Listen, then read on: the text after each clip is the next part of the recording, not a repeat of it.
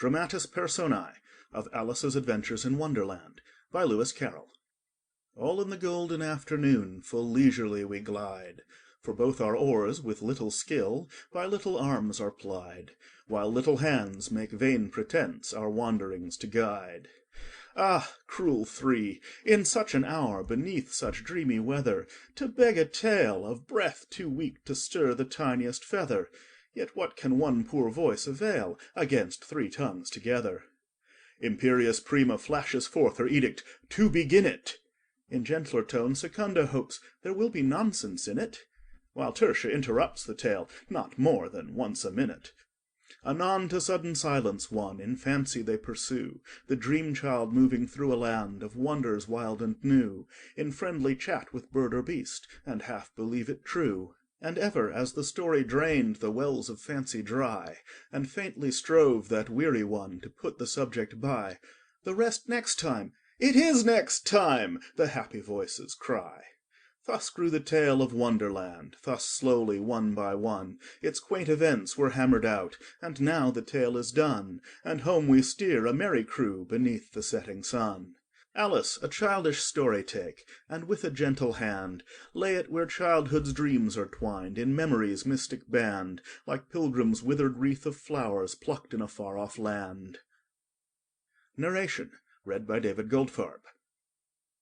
Alice, read by Miss Avarice. The White Rabbit, read by Bologna Times. The Mouse, read by Cheryl Martin. The Lory, read by Abai. The Duck, read by Jessamy Glore. The Dodo, read by Tim Ferreira. The Eaglet, read by Dennis D. The Old Crab, read by Joshua Logan. Young Crab, read by Sonia. The Magpie, read by Lucy Perry. The Canary, read by Ellie Cat.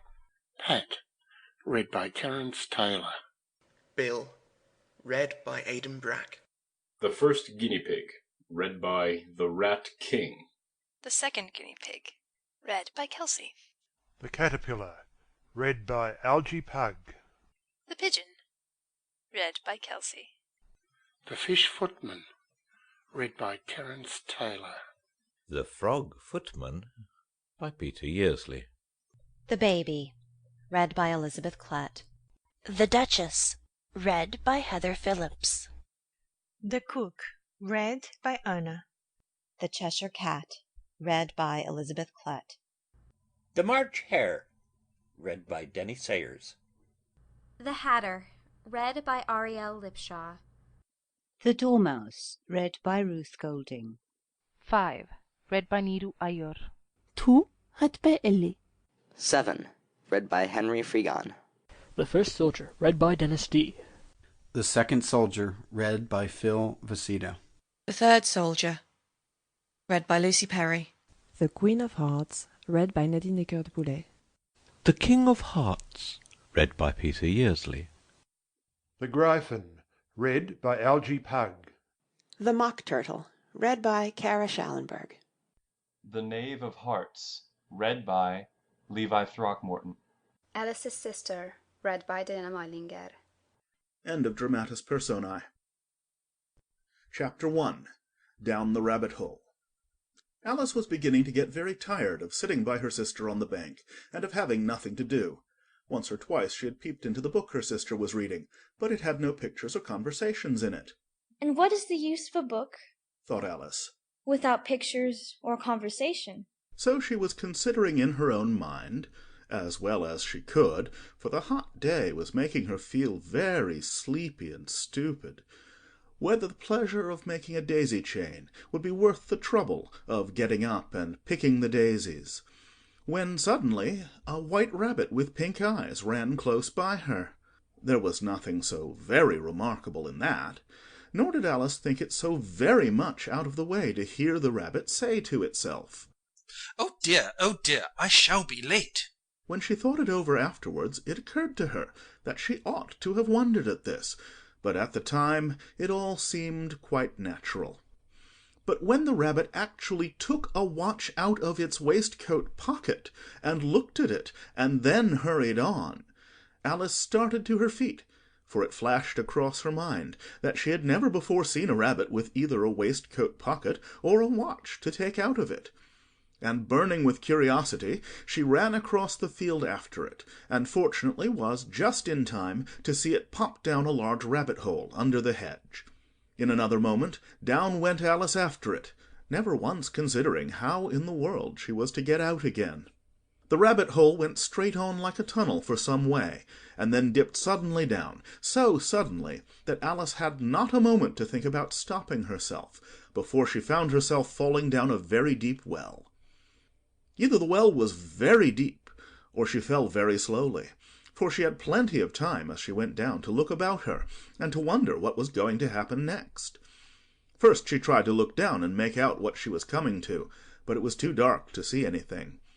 Then she looked at the sides of the well, and noticed that they were filled with cupboards and bookshelves.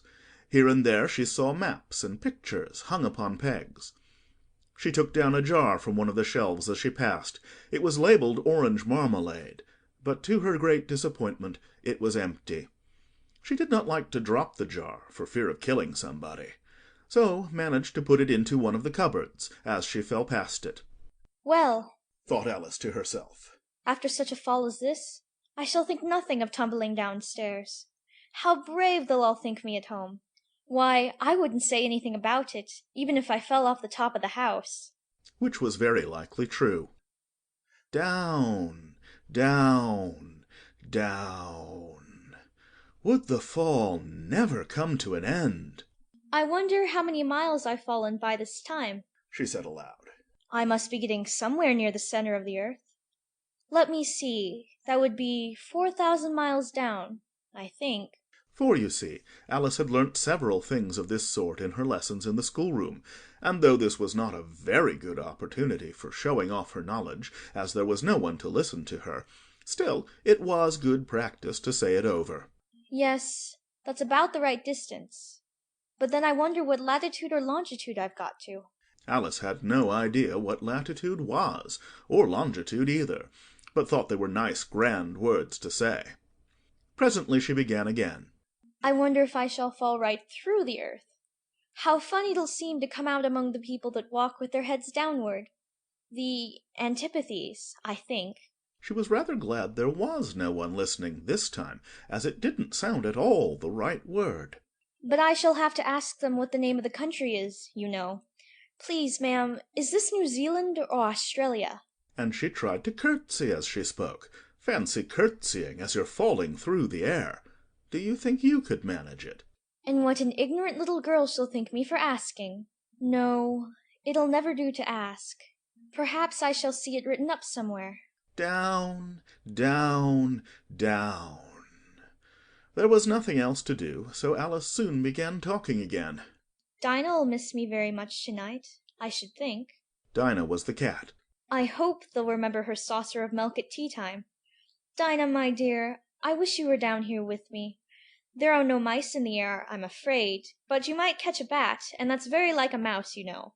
But do cats eat bats, I wonder? And here Alice began to get rather sleepy, and went on saying to herself in a dreamy sort of way, Do cats eat bats? Do cats eat bats?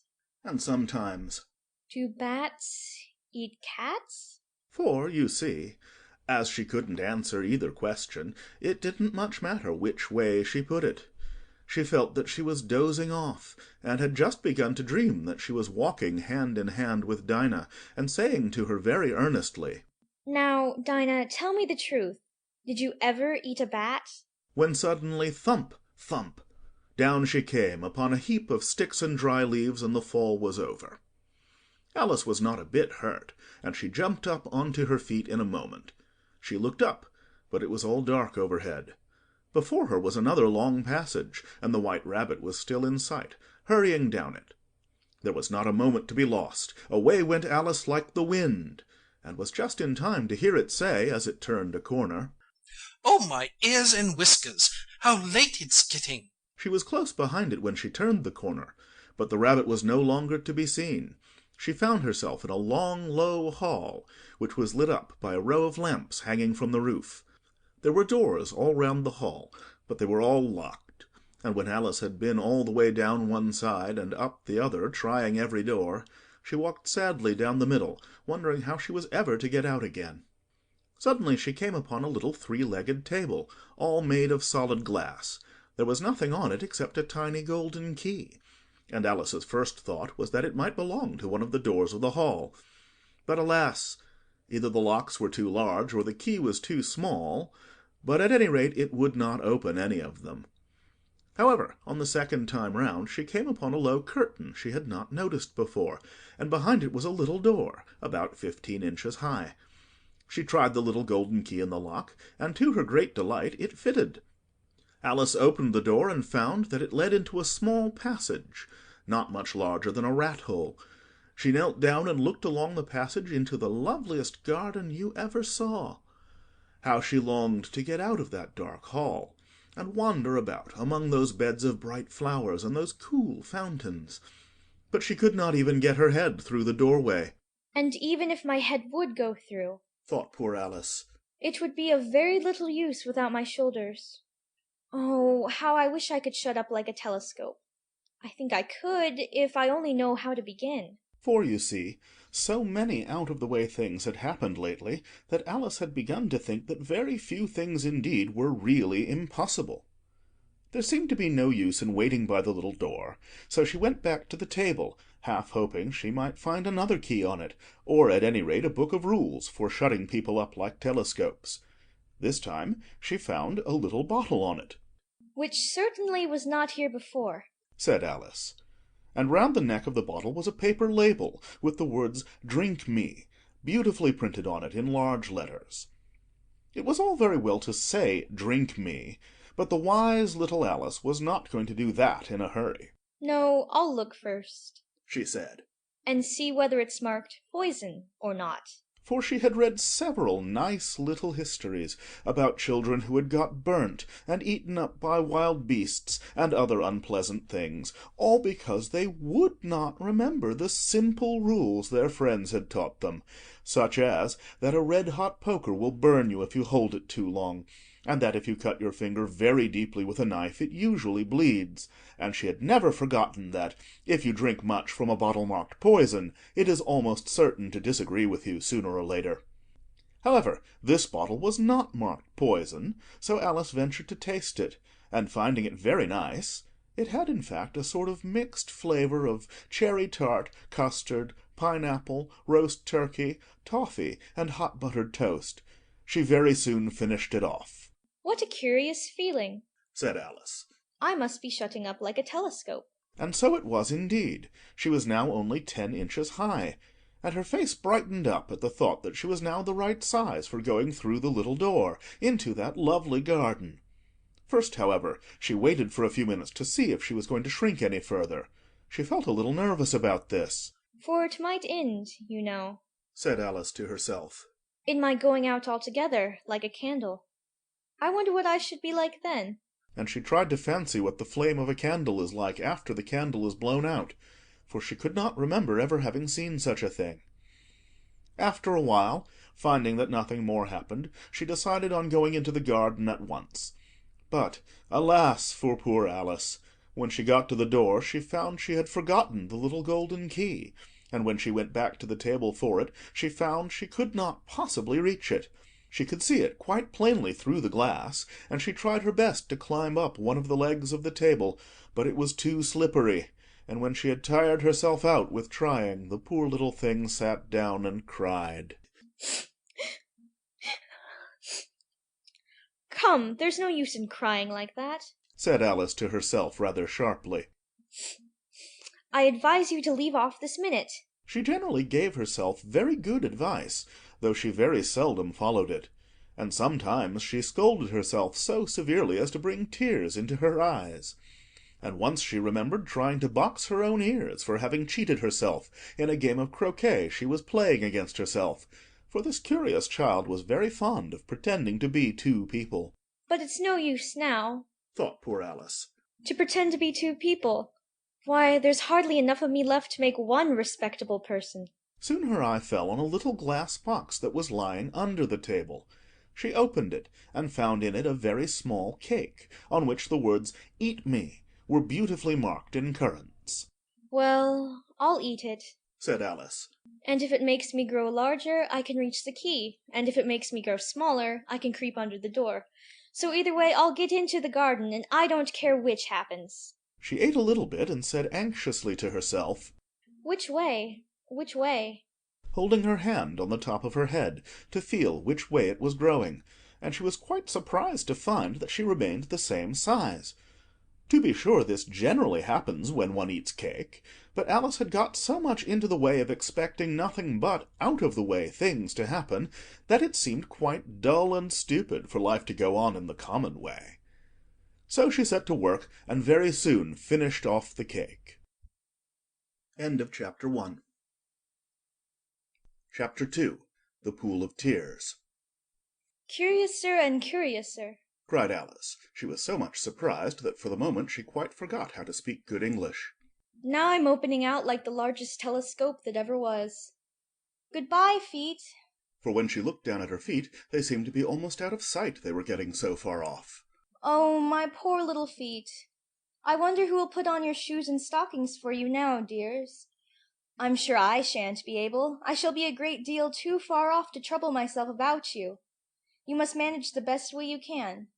But I must be kind to them, thought Alice. Or perhaps they won't walk the way I want to go. Let me see. I'll give them a new pair of boots every Christmas. And she went on planning to herself how she would manage it. They must go by the carrier. And how funny it'll seem, sending presents to one's own feet. And how odd the directions will look. Alice's right foot, Esquire, hearthrug, near the fender, with Alice's love. Oh dear, what nonsense I'm talking. Just then her head struck against the roof of the hall.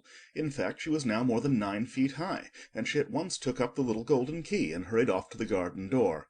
Poor Alice! It was as much as she could do, lying down on one side, to look through into the garden with one eye, but to get through was more hopeless than ever. She sat down and began to cry again. You ought to be ashamed of yourself, said Alice. A great girl like you. She might well say this. To go on crying in this way? Stop this moment, I tell you. But she went on all the same, shedding gallons of tears until there was a large pool all round her, about 4 inches deep and reaching half down the hall. After a time she heard a little pattering of feet in the distance, and she hastily dried her eyes to see what was coming. It was the White Rabbit returning, splendidly dressed, with a pair of white kid gloves in one hand and a large fan in the other. He came trotting along in a great hurry, muttering to himself as he came. "Oh, the Duchess, the Duchess! Oh, won't she be savage if I keep her waiting?" Alice felt so desperate that she was ready to ask help of anyone. So when the rabbit came near her, she began in a low, timid voice, If you please, sir. The rabbit started violently, dropped the white kid gloves and the fan, and scurried away into the darkness as hard as he could go. Alice took up the fan and gloves, and, as the hall was very hot, she kept fanning herself all the time she went on talking. Dear, dear, how queer everything is today. And yesterday things went on just as usual. I wonder if I've been changed in the night. Let me think. Was I the same when I got up this morning?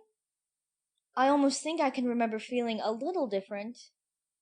But if I'm not the same, the next question is, who in the world am I?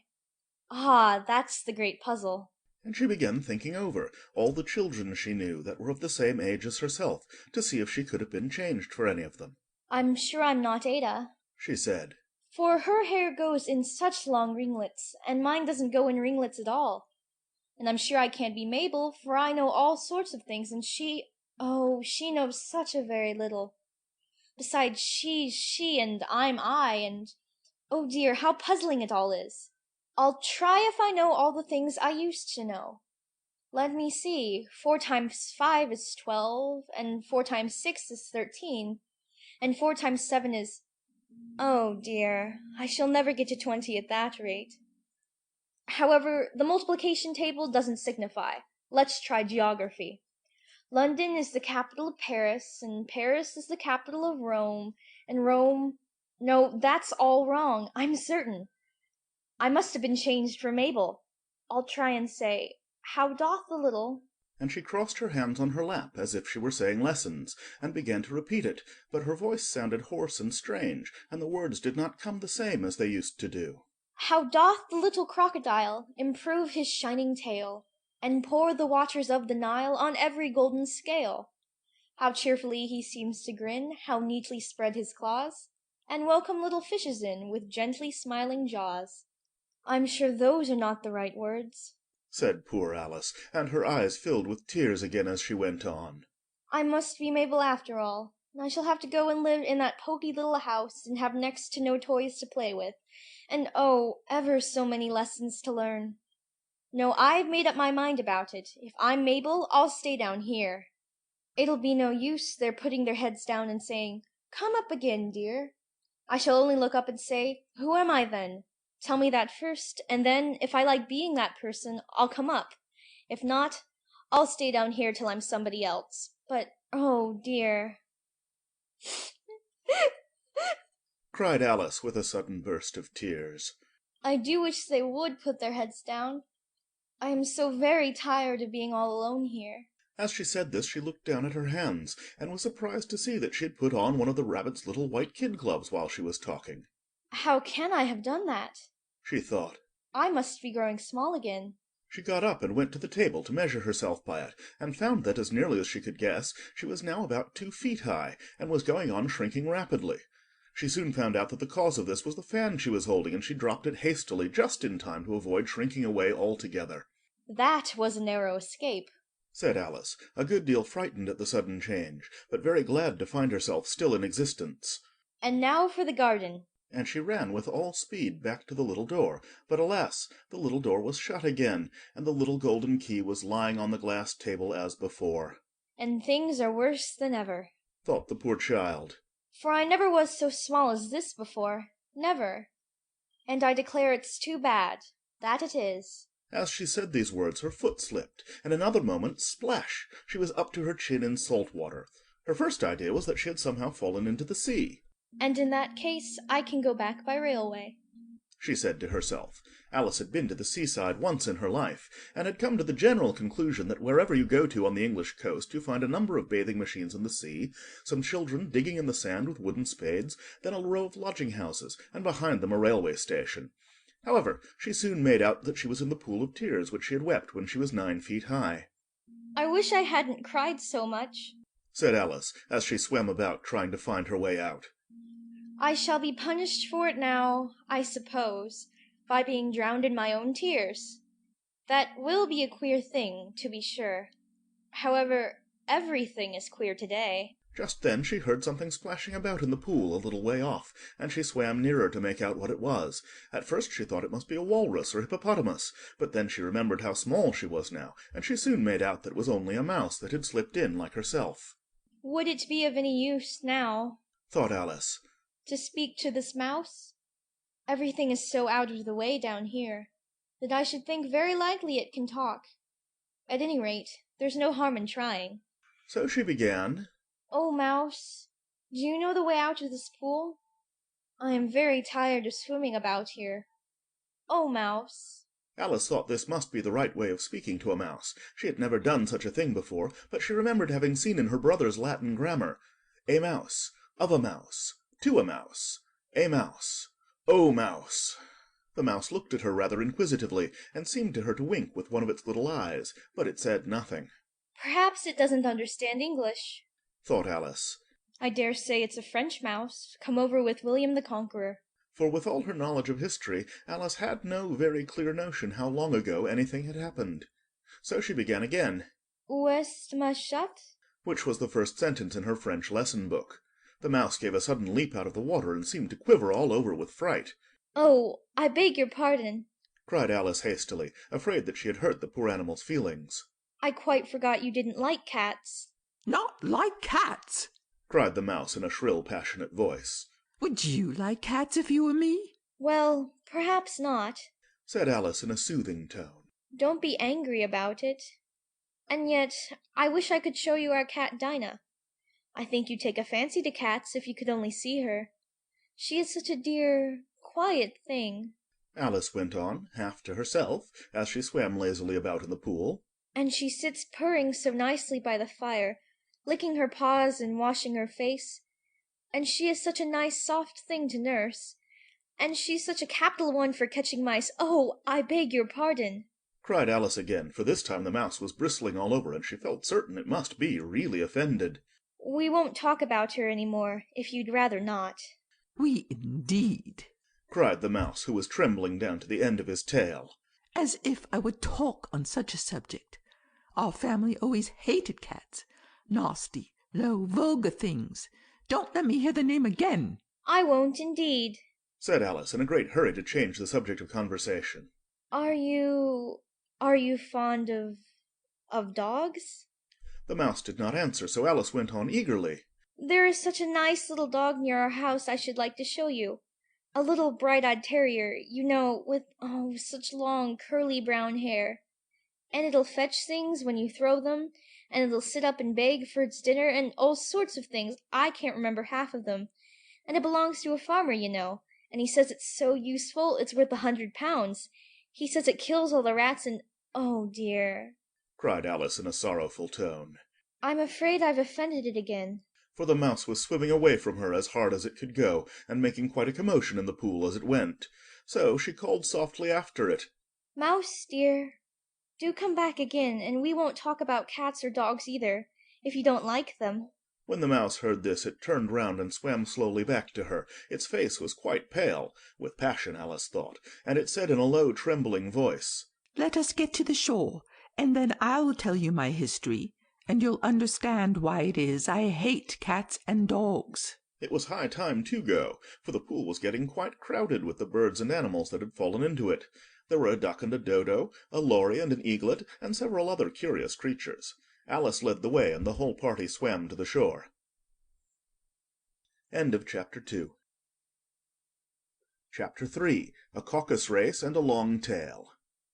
They were indeed a queer-looking party that assembled on the bank, the birds with draggled feathers, the animals with their fur clinging close to them, and all dripping wet, cross, and uncomfortable. The first question, of course, was how to get dry again. They had a consultation about this, and after a few minutes it seemed quite natural to Alice to find herself talking familiarly with them, as if she had known them all her life. Indeed, she had quite a long argument with the lory, who at last turned sulky and would only say, "I am older than you, and must know better." And this Alice would not allow without knowing how old it was, and, as the lory positively refused to tell its age, there was no more to be said. At last the mouse, who seemed to be a person of authority among them, called out, Sit down, all of you, and listen to me. I'll soon make you dry enough. They all sat down at once in a large ring, with the mouse in the middle. Alice kept her eyes anxiously fixed on it, for she felt sure she would catch a bad cold if she did not get dry very soon. Said the mouse with an important air. Are you all ready? This is the driest thing I know. Silence all round, if you please. William the Conqueror, whose cause was favoured by the Pope, was soon submitted to by the English, who wanted leaders, and had been of late much accustomed to usurpation and conquest. Edward and Morcar, the Earls of Mercia and Northumbria. Ooh, said the lory with a shiver. I beg your pardon, said the mouse, frowning, but very politely. Did you speak? "Not I. Said the lory hastily. I thought you did, said the mouse. I proceed. Edwin and Morcar, the Earls of Mercia and Northumbria, declared for him, and even Stigand, the patriotic Archbishop of Canterbury, found it advisable. Found what? Said the duck. Found it, the mouse replied rather crossly. Of course you know what it means. I know what it means well enough when I find a thing, said the duck. It's generally a frog or a worm. The question is, what did the Archbishop find? The mouse did not notice this question, but hurriedly went on. Found it advisable to go with Edgar Atheling to meet William and offer him the crown. William's conduct at first was moderate, but the insolence of his Normans. How are you getting on now, my dear? It continued, turning to Alice as it spoke. "As wet as ever," said Alice in a melancholy tone. "It doesn't seem to dry me at all." In that case, said the dodo solemnly, rising to its feet, I move that the meeting adjourn for the immediate adoption of more energetic remedies. Speak English, said the eaglet. I don't know the meaning of half those long words. And, what's more, I don't believe you do either. And the eaglet bent down its head to hide a smile. Some of the other birds tittered audibly. What I was going to say, said the dodo in an offended tone, was that the best thing to get us dry would be a caucus race. What is a caucus race? said Alice. Not that she wanted much to know, but the dodo had paused as if it thought that somebody ought to speak, and no one else seemed inclined to say anything. Why, said the dodo, the best way to explain it is to do it. and, as you might like to try the thing yourself some winter day, I will tell you how the dodo managed it. First it marked out a race course in a sort of circle. The exact shape doesn't matter, it said, and then all the party were placed along the course here and there. There was no 1, 2, 3, and away, but they began running when they liked, and left off when they liked, so that it was not easy to know when the race was over. However, when they had been running half an hour or so, and were quite dry again, the dodo suddenly called out, "The race is over!" and they all crowded round it, panting and asking, "But who has won?" This question the dodo could not answer without a great deal of thought, and it sat for a long time with one finger pressed upon its forehead, the position in which you usually see Shakespeare in the pictures of him, while the rest waited in silence. At last the dodo said, "Everybody has won, and all must have prizes." "But who is to give the prizes?" quite a chorus of voices asked. "Why, she, of course," said the dodo, pointing to Alice with one finger, and the whole party at once crowded round her, calling out in a confused way, "Prizes!" Alice had no idea what to do, and in despair she put her hand in her pocket, and pulled out a box of comfits. Luckily the salt water had not got into it, and handed them round as prizes. There was exactly one apiece all round. But she must have a prize herself, you know, said the mouse.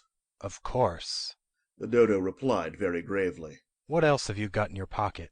he went on, turning to Alice. "Only a thimble," said Alice sadly. "Hand it over here," said the dodo. Then they all crowded round her once more, while the dodo solemnly presented the thimble, saying, "We beg your acceptance of this elegant thimble." And when it had finished this short speech, they all cheered. Alice thought the whole thing very absurd, but they all looked so grave that she did not dare to laugh, and as she could not think of anything to say, she simply bowed and took the thimble, looking as solemn as she could. The next thing was to eat the comfits. This caused some noise and confusion, as the large birds complained that they could not taste theirs, and the small ones choked and had to be patted on the back. However, it was over at last, and they sat down again in a ring, and begged the mouse to tell them something more. "You promised to tell me your history, you know," said Alice. "and why it is you hate C and D," she added in a whisper, half afraid that it would be offended again. "Mine is a long and sad tale," said the mouse, turning to Alice and sighing. "It is a long tale, certainly," said Alice, looking down with wonder at the mouse's tail. "but why do you call it sad?" And she kept on puzzling about it while the mouse was speaking, so that her idea of the tale was something like this. Fury said to a mouse that he met in the house, "Let us both go to law. I will prosecute you. Come, I'll take no denial. We must have a trial, for really this morning I've nothing to do." Said the mouse to the cur, "Such a trial, dear sir, with no jury or judge, would be wasting our breath." "I'll be judge, I'll be jury," said cunning old Fury. "I'll try the whole cause, and condemn you to death." "You are not attending," said the mouse to Alice severely. "What are you thinking of?" "I beg your pardon," said Alice very humbly.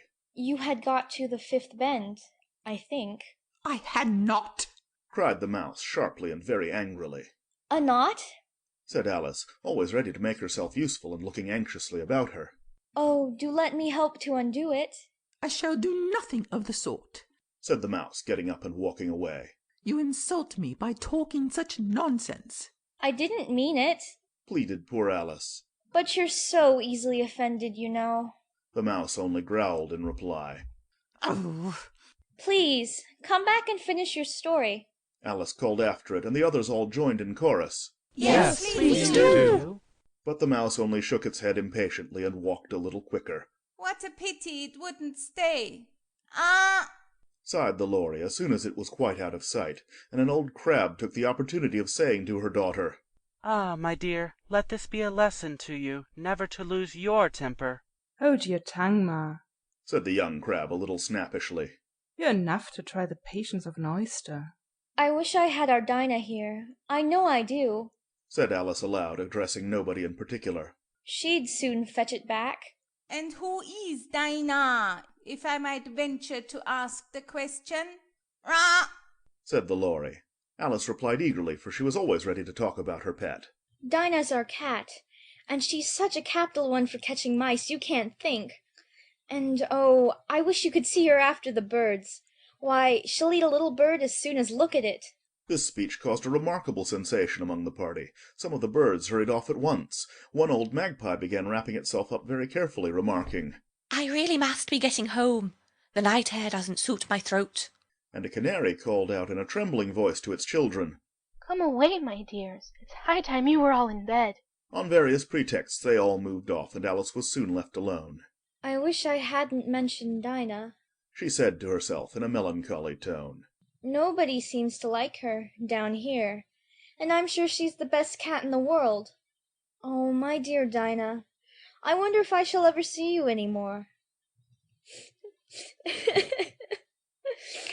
And here poor Alice began to cry again, for she felt very lonely and low-spirited. In a little while, however, she heard again a little pattering of footsteps in the distance, and she looked up eagerly, half hoping that the mouse had changed his mind, and was coming back to finish his story. End of Chapter 3. Chapter 4. The Rabbit Sends in a Little Bill. It was the White Rabbit, trotting slowly back again, and looking anxiously about as it went, as if it had lost something, and she heard it muttering to itself, The Duchess, oh my dear paws, oh my fur and whiskers!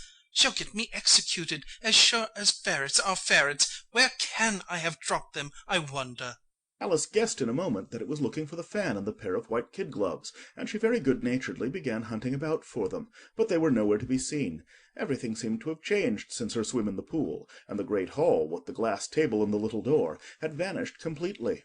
Very soon the rabbit noticed Alice as she went hunting about, and called out to her in an angry tone, Why, Mary Ann, what are you doing out here? Run home this moment and fetch me a pair of gloves and a fan. Quick now! And Alice was so much frightened that she ran off at once in the direction it pointed to, without trying to explain the mistake it had made. He took me for his housemaid, she said to herself as she ran. How surprised he'll be when he finds out who I am. But I'd better take him his fan and gloves. That is, if I can find them. As she said this, she came upon a neat little house, on the door of which was a bright glass plate with the name W. Rabbit engraved upon it. She went in without knocking, and hurried upstairs, in great fear lest she should meet the real Mary Ann, and be turned out of the house before she had found the fan and gloves. How queer it seems, Alice said to herself, to be going messages for a rabbit. I suppose Dinah'll be sending me on messages next. And she began fancying the sort of thing that would happen. Miss Alice, come here directly and get ready for your walk. Coming in a minute, nurse, but I've got to see that the mouse doesn't get out. Only I don't think, Alice went on, that they'd let Dinah stop in the house if it began ordering people about like that. By this time she had found her way into a tidy little room with a table in the window, and on it, as she had hoped, a fan, and 2 or 3 pairs of tiny white kid gloves. She took up the fan and a pair of the gloves, and was just going to leave the room when her eye fell upon a little bottle that stood near the looking-glass. There was no label this time with the words "Drink me," but nevertheless she uncorked it and put it to her lips. I know something interesting is sure to happen, she said to herself, whenever I eat or drink anything, so I'll just see what this bottle does. I do hope it'll make me grow large again, for really I'm quite tired of being such a tiny little thing. It did so indeed, and much sooner than she had expected. Before she had drunk half the bottle, she found her head pressing against the ceiling, and had to stoop to save her neck from being broken. She hastily put down the bottle, saying to herself, That's quite enough. I hope I shan't grow any more. As it is, I can't get out at the door. I do wish I hadn't drunk quite so much. Alas, it was too late to wish that. She went on growing, and very soon had to kneel down on the floor. In another minute there was not even room for this, and she tried the effect of lying down with one elbow against the door and the other arm curled round her head. Still she went on growing, and as a last resource she put one arm out of the window and one foot up the chimney, and said to herself, "Now I can do no more, whatever happens. What will become of me?" Luckily for Alice, the little magic bottle had now had its full effect, and she grew no larger. Still it was very uncomfortable, and as there seemed to be no sort of chance of her ever getting out of the room again, no wonder she felt unhappy. It was much pleasanter at home, thought poor Alice. when one wasn't always growing larger and smaller and being ordered about by mice and rabbits. I almost wish I hadn't gone down that rabbit hole, and yet it's rather curious, this sort of life. I do wonder what can have happened to me. When I used to read fairy tales, I fancied that kind of thing never happened, and now here I am in the middle of one. There ought to be a book written about me, that there ought, and when I grow up, I'll write one. But I'm grown up now. She added in a sorrowful tone. At least there's no room to grow up any more here. But then, thought Alice, shall I never get any older than I am now? That'll be a comfort one way, never to be an old woman. But then, always to have lessons to learn. Oh, I shouldn't like that. Oh, you foolish Alice, she answered herself. How can you learn lessons in here? Why, there's hardly room for you, and no room at all for any lesson books. And so she went on, taking first one side and then the other, and making quite a conversation of it altogether. But after a few minutes she heard a voice outside, and stopped to listen. Mary Ann, Mary Ann, said the voice. Fetch me my gloves this moment. Then came a little pattering of feet on the stairs. Alice knew it was the rabbit coming to look for her, and she trembled till she shook the house, quite forgetting that she was now about 1,000 times as large as the rabbit, and had no reason to be afraid of it. Presently the rabbit came up to the door and tried to open it, but as the door opened inwards and Alice's elbow was pressed hard against it, that attempt proved a failure. Alice heard it say to itself, Then I'll go around and get in at the window. That you won't, thought Alice, and after waiting till she fancied she heard the rabbit just under the window, she suddenly spread out her hand and made a snatch in the air. She did not get hold of anything, but she heard a little shriek and a fall and a crash of broken glass, from which she concluded that it was just possible it had fallen into a cucumber frame or something of the sort. Next came an angry voice, the rabbit's. Pat, Pat, where are you? And then a voice she had never heard before. Sure then I'm here, digging for apples, your honour. Digging for apples, indeed, said the rabbit angrily. Here, come and help me out of this. Sounds of more broken glass. Now tell me, Pat, what's that in the window? Sure, it's an arm, your honour. He pronounced it arum. An arm, you goose? Who ever saw one that size? Why, it fills the whole window. Sure it does, your honour, but it's an arm for all that. Well, it's got no business there, at any rate. Go and take it away. There was a long silence after this, and Alice could only hear whispers now and then, such as, Sure, I don't like it, your honour, at all, at all. Do as I tell you, you coward. And at last she spread out her hand again and made another snatch in the air. This time there were 2 little shrieks and more sounds of broken glass.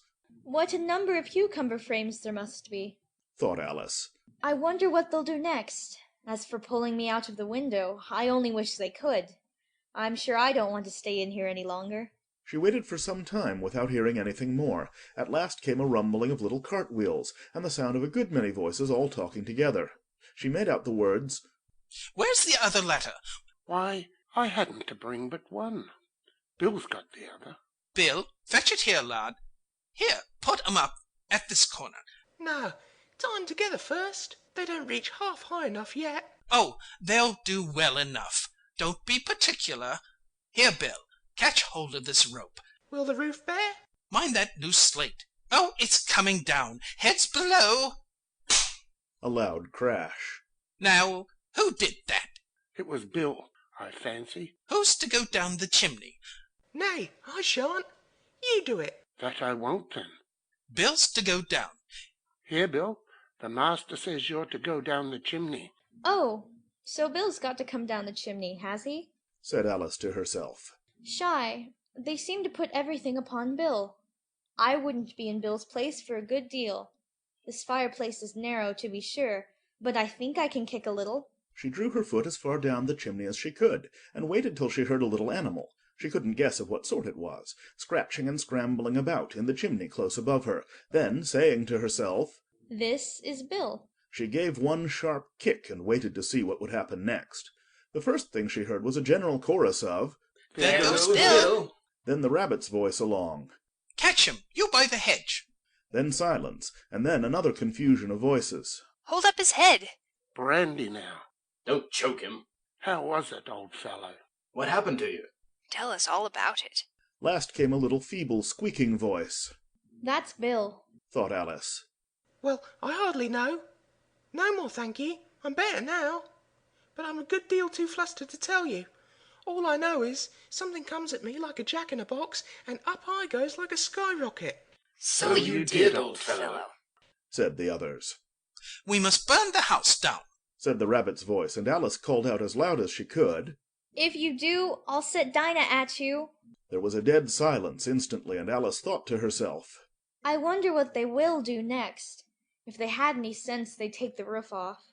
After a minute or two, they began moving about again, and Alice heard the rabbit say, A barrowful will do, to begin with. A barrow full of what? thought Alice, but she had not long to doubt, for the next moment a shower of little pebbles came rattling in at the window, and some of them hit her in the face. I'll put a stop to this, she said to herself, and shouted out, You better not do that again. Which produced another dead silence. Alice noticed with some surprise that the pebbles were all turning into little cakes as they lay on the floor, and a bright idea came into her head. If I eat one of these cakes, she thought, it's sure to make some change in my size, and as it can't possibly make me larger, it must make me smaller, I suppose. So she swallowed one of the cakes and was delighted to find that she began shrinking directly. As soon as she was small enough to get through the door, she ran out of the house, and found quite a crowd of little animals and birds waiting outside. The poor little lizard, Bill, was in the middle, being held up by 2 guinea pigs, who were giving it something out of a bottle. They all made a rush at Alice the moment she appeared, but she ran off as hard as she could, and soon found herself safe in a thick wood. The first thing I've got to do, said Alice to herself as she wandered about in the wood, is to grow to my right size again, and the second thing is to find my way into that lovely garden. I think that will be the best plan. It sounded an excellent plan, no doubt, and very neatly and simply arranged. The only difficulty was that she had not the smallest idea how to set about it, and while she was peering about anxiously among the trees, a little sharp bark just over her head made her look up in a great hurry. An enormous puppy was looking down at her with large round eyes, and feebly stretching out one paw trying to touch her. Poor little thing, said Alice in a coaxing tone, and she tried hard to whistle to it, but she was terribly frightened all the time at the thought that it might be hungry, in which case it would be very likely to eat her up in spite of all her coaxing. Hardly knowing what she did, she picked up a little bit of stick and held it out to the puppy, whereupon the puppy jumped into the air off all its feet at once with a yelp of delight, and rushed at the stick and made believe to worry it. Then Alice dodged behind a great thistle to keep herself from being run over, and the moment she appeared on the other side, the puppy made another rush at the stick and tumbled head over heels in its hurry to get hold of it. Then Alice, thinking it was very like having a game of play with a cart horse, and expecting every moment to be trampled under its feet, ran round the thistle again. Then the puppy began a series of short charges at the stick, running a very little way forwards each time and a long way back, and barking hoarsely all the while, till at last it sat down a good way off panting, with its tongue hanging out of its mouth and its great eyes half shut. This seemed to Alice a good opportunity for making her escape, so she set off at once and ran till she was quite tired and out of breath, and till the puppy's bark sounded quite faint in the distance. And yet what a dear little puppy it was, said Alice as she leant against a buttercup to rest herself and fanned herself with one of the leaves. I should have liked teaching it tricks very much, if I'd only been the right size to do it. Oh dear, I'd nearly forgotten that I've got to grow up again. Let me see. How is it to be managed? I suppose I ought to eat or drink something or other, but the great question is, what? The great question certainly was, what? Alice looked all round her at the flowers and the blades of grass, but she did not see anything that looked like the right thing to eat or drink under the circumstances. There was a large mushroom growing near her, about the same height as herself, and when she had looked under it, and on both sides of it, and behind it, it occurred to her that she might as well look and see what was on the top of it. She stretched herself up on tiptoe and peeped over the edge of the mushroom, and her eyes immediately met those of a large caterpillar that was sitting on the top with its arms folded, quietly smoking a long hookah, and taking not the smallest notice of her or of anything else. End of chapter 4. Chapter 5. Advice from a Caterpillar. The Caterpillar and Alice looked at each other for some time in silence. At last the Caterpillar took the hookah out of its mouth and addressed her in a languid, sleepy voice. "Who are you?" said the Caterpillar. This was not an encouraging opening for a conversation. Alice replied rather shyly. I hardly know, sir, just at present. At least I know who I was when I got up this morning, but I think I must have been changed several times since then." "What do you mean by that?" said the Caterpillar sternly. "Explain yourself." "I can't explain myself, I'm afraid, sir." said Alice. "Because I'm not myself, you see." "I don't see," said the Caterpillar. "I'm afraid I can't put it more clearly." Alice replied very politely. "For I can't understand it myself to begin with, and being so many different sizes in a day is very confusing." "It isn't," said the Caterpillar. "Well, perhaps you haven't found it so yet," said Alice.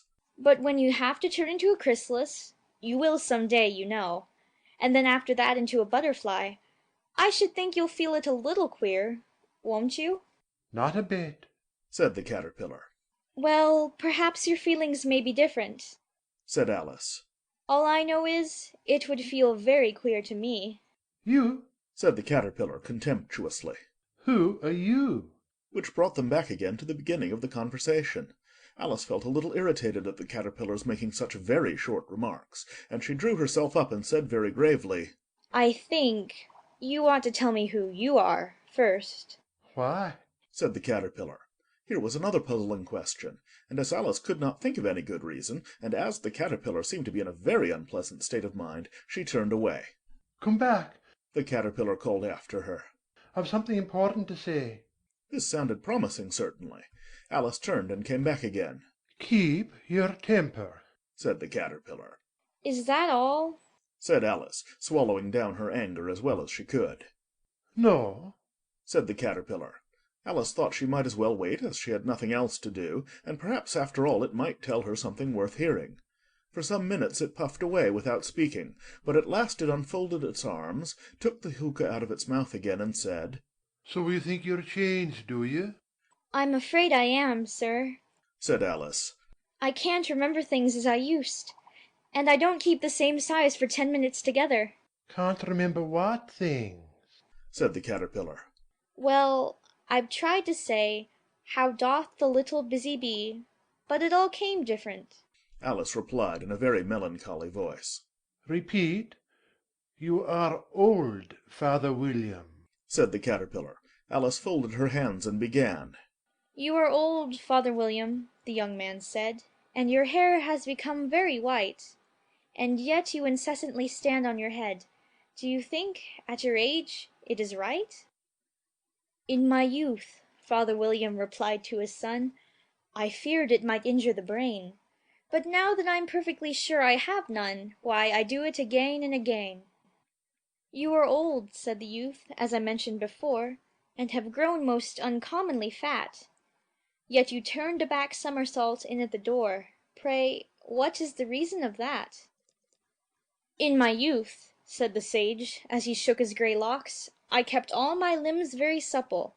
By the use of this ointment, 1 shilling the box. Allow me to sell you a couple?" "You are old," said the youth, "and your jaws are too weak For anything tougher than suet. Yet you finished the goose, with the bones in the beak. Pray, how did you manage to do it?" "In my youth," said his father, "I took to the law, and argued each case with my wife, and the muscular strength which it gave to my jaw has lasted the rest of my life." "You are old," said the youth. "One would hardly suppose that your eye was as steady as ever. Yet you balanced an eel on the end of your nose. What made you so awfully clever?" "I have answered 3 questions, and that is enough," said his father. "Don't give yourself airs. Do you think I can listen all day to such stuff? Be off, or I'll kick you downstairs." "That is not said right," said the Caterpillar. "Not quite right, I'm afraid," said Alice timidly. "Some of the words have got altered." "It's wrong from beginning to end," said the Caterpillar decidedly, and there was silence for some minutes. The Caterpillar was the first to speak. "What size do you want to be?" it asked. Oh, I'm not particular as to size. Alice hastily replied. Only one doesn't like changing so often, you know. I don't know, said the caterpillar. Alice said nothing. She had never been so much contradicted in her life before, and she felt that she was losing her temper. Are you content now? said the caterpillar. Well, I should like to be a little larger, sir, if you wouldn't mind, said Alice. 3 inches is such a wretched height to be. It is a very good height indeed, said the caterpillar angrily, rearing itself upright as it spoke. It was exactly 3 inches high. But I'm not used to it, pleaded poor Alice in a piteous tone, and she thought of herself. I wish the creatures wouldn't be so easily offended. You'll get used to it in time, said the caterpillar, and it put the hookah into its mouth and began smoking again. This time Alice waited patiently until it chose to speak again.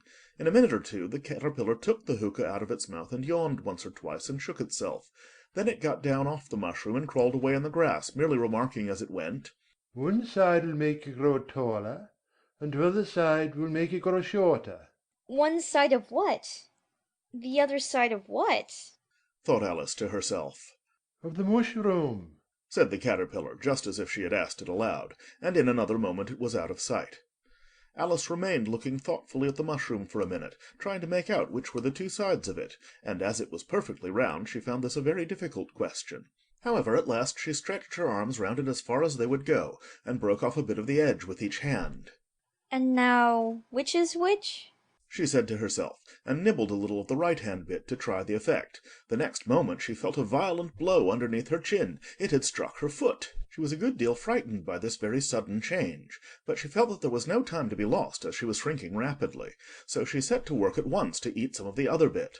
Her chin was pressed so closely against her foot that there was hardly room to open her mouth, but she did it at last, and managed to swallow a morsel of the left-hand bit. Come, my head's free at last, said Alice in a tone of delight, which changed into alarm in another moment when she found that her shoulders were nowhere to be found. All she could see when she looked down was an immense length of neck, which seemed to rise like a stalk out of a sea of green leaves that lay far below her.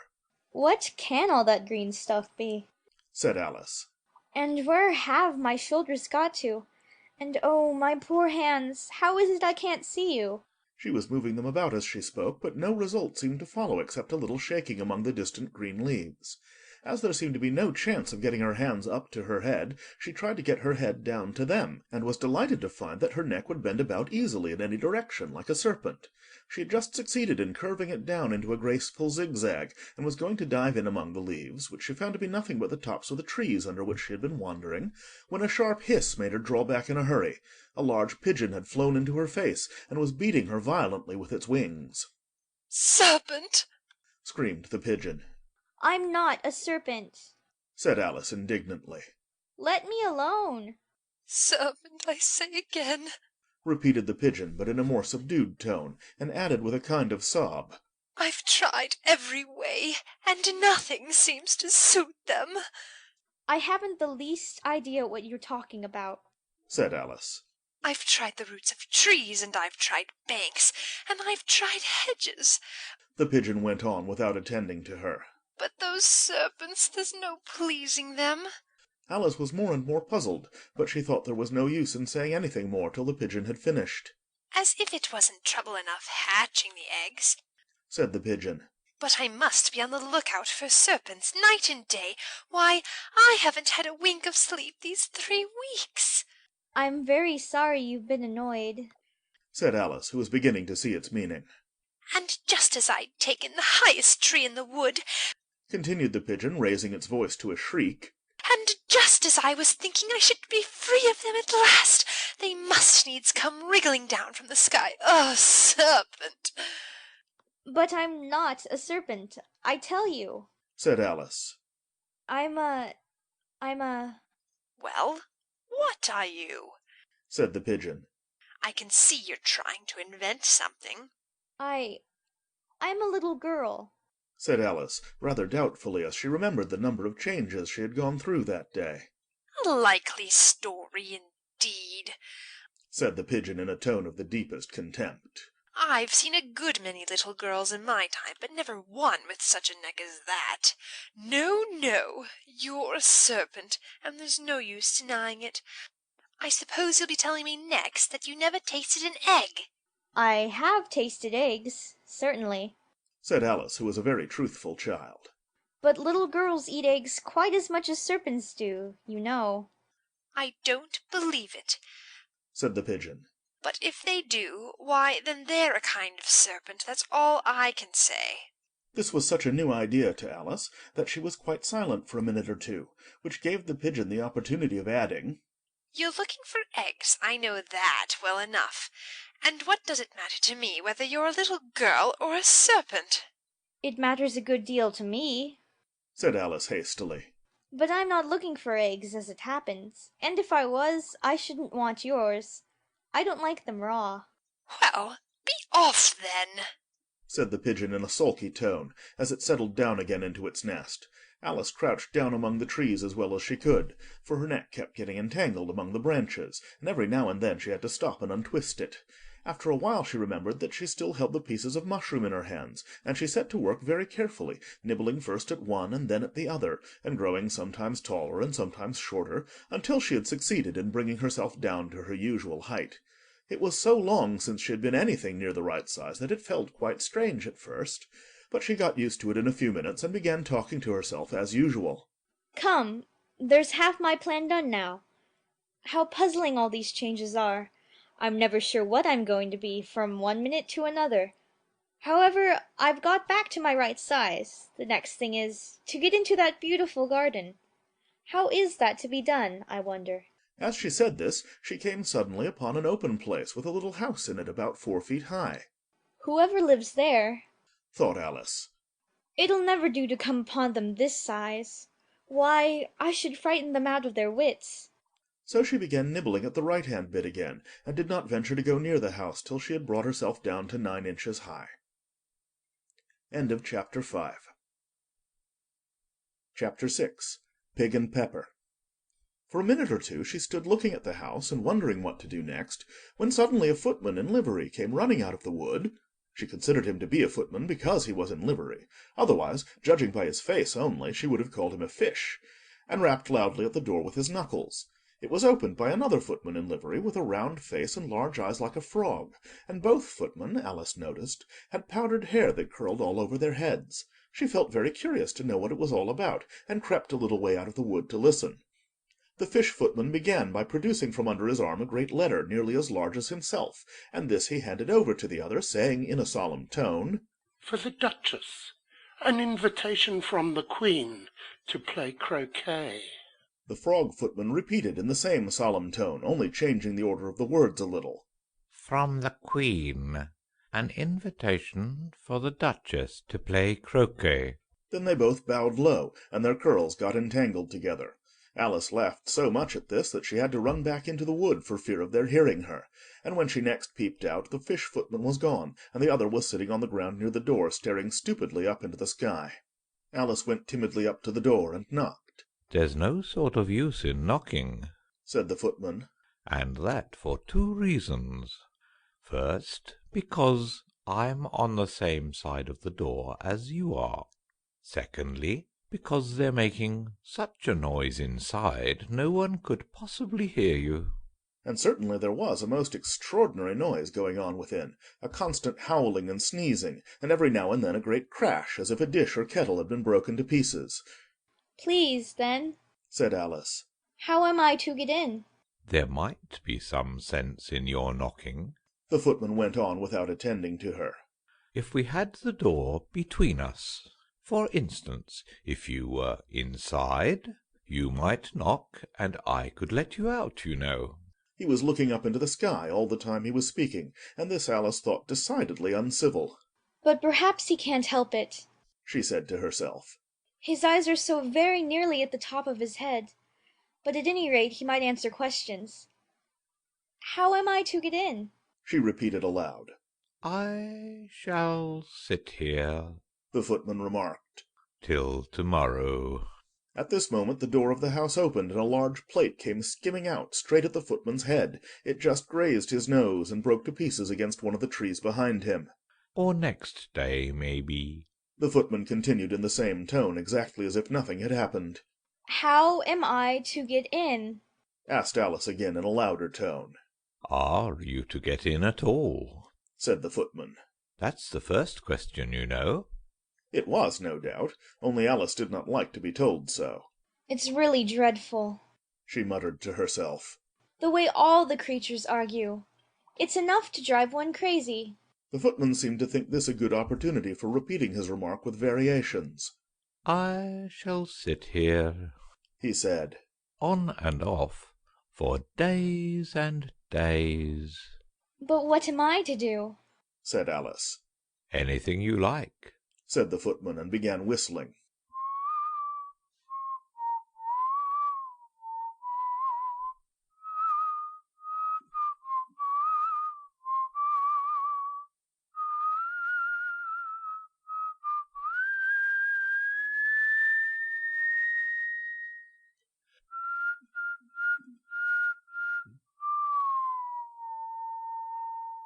Oh, there's no use in talking to him, said Alice desperately. He's perfectly idiotic. And she opened the door and went in. The door led right into a large kitchen, which was full of smoke from one end to the other. The Duchess was sitting on a three-legged stool in the middle, nursing a baby. The cook was leaning over the fire, stirring a large cauldron which seemed to be full of soup. There's certainly too much pepper in that soup, Alice said to herself, as well as she could, for sneezing. There was certainly too much of it in the air. Even the Duchess sneezed occasionally, and as for the baby, it was sneezing and howling alternately, without a moment's pause. Chew!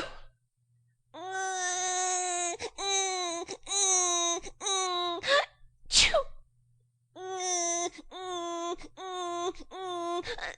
Chew!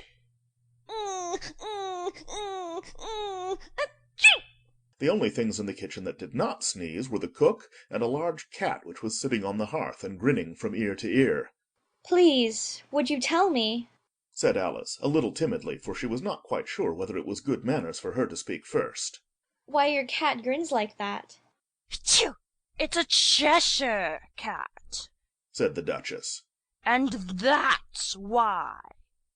Pig! She said the last word with such sudden violence that Alice quite jumped. But she saw in another moment that it was addressed to the baby and not to her, so she took courage and went on again. I didn't know that Cheshire cats always grinned.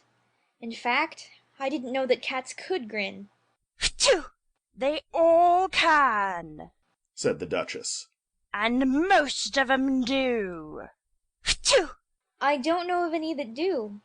Alice said very politely, feeling quite pleased to have got into a conversation. You don't know much, said the Duchess. and that's a fact. Phew!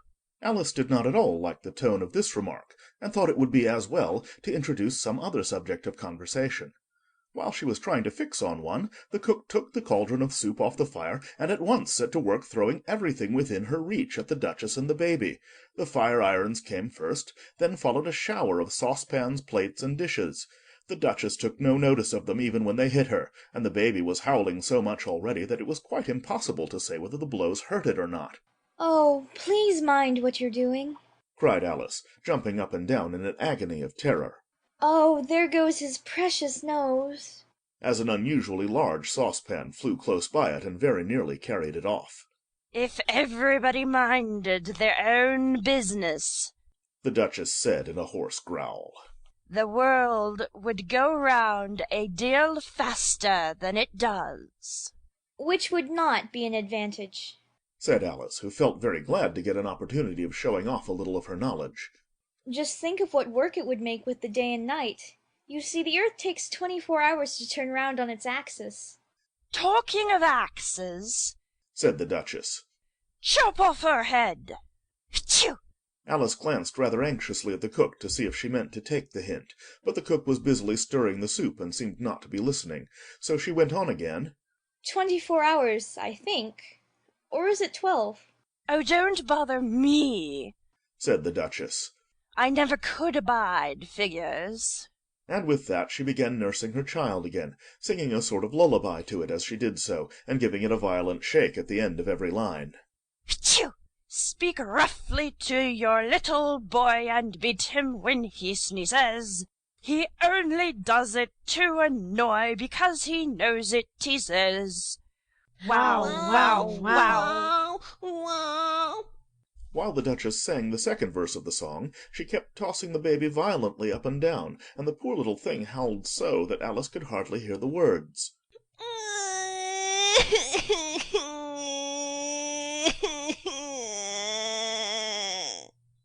I speak severely to my boy, I beat him when he sneezes, for he can thoroughly enjoy the pepper when he pleases. Wow, wow, wow. Wow. Here, you may nurse it a bit if you like. The Duchess said to Alice, flinging the baby at her as she spoke. I must go and get ready to play croquet with the Queen. Phew! And she hurried out of the room. The cook threw a frying pan after her as she went out, but it just missed her. Alice caught the baby with some difficulty, as it was a queer-shaped little creature and held out its arms and legs in all directions. Just like a starfish, Thought Alice. The poor little thing was snorting like a steam engine when she caught it, and kept doubling itself up and straightening itself out again, so that altogether, for the first minute or two, it was as much as she could do to hold it. As soon as she had made out the proper way of nursing it, which was to twist it up into a sort of knot, and then keep tight hold of its right ear and left foot so as to prevent its undoing itself, she carried it out into the open air. if I don't take this child away with me. Thought Alice. They're sure to kill it in a day or two. Wouldn't it be murder to leave it behind? She said the last words out loud, and the little thing grunted in reply. It had left off sneezing by this time. Don't grunt.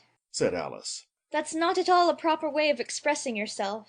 The baby grunted again, and Alice looked very anxiously into its face to see what was the matter with it. There could be no doubt that it had a very turn-up nose, much more like a snout than a real nose. Also its eyes were getting extremely small for a baby. Altogether Alice did not like the look of the thing at all. But perhaps it was only sobbing. She thought, and looked into its eyes again to see if there were any tears. No, there were no tears. If you're going to turn into a pig, my dear, Said Alice seriously. I'll have nothing more to do with you. Mind now. The poor little thing sobbed again, or grunted. It was impossible to say which. And they went on for some while in silence.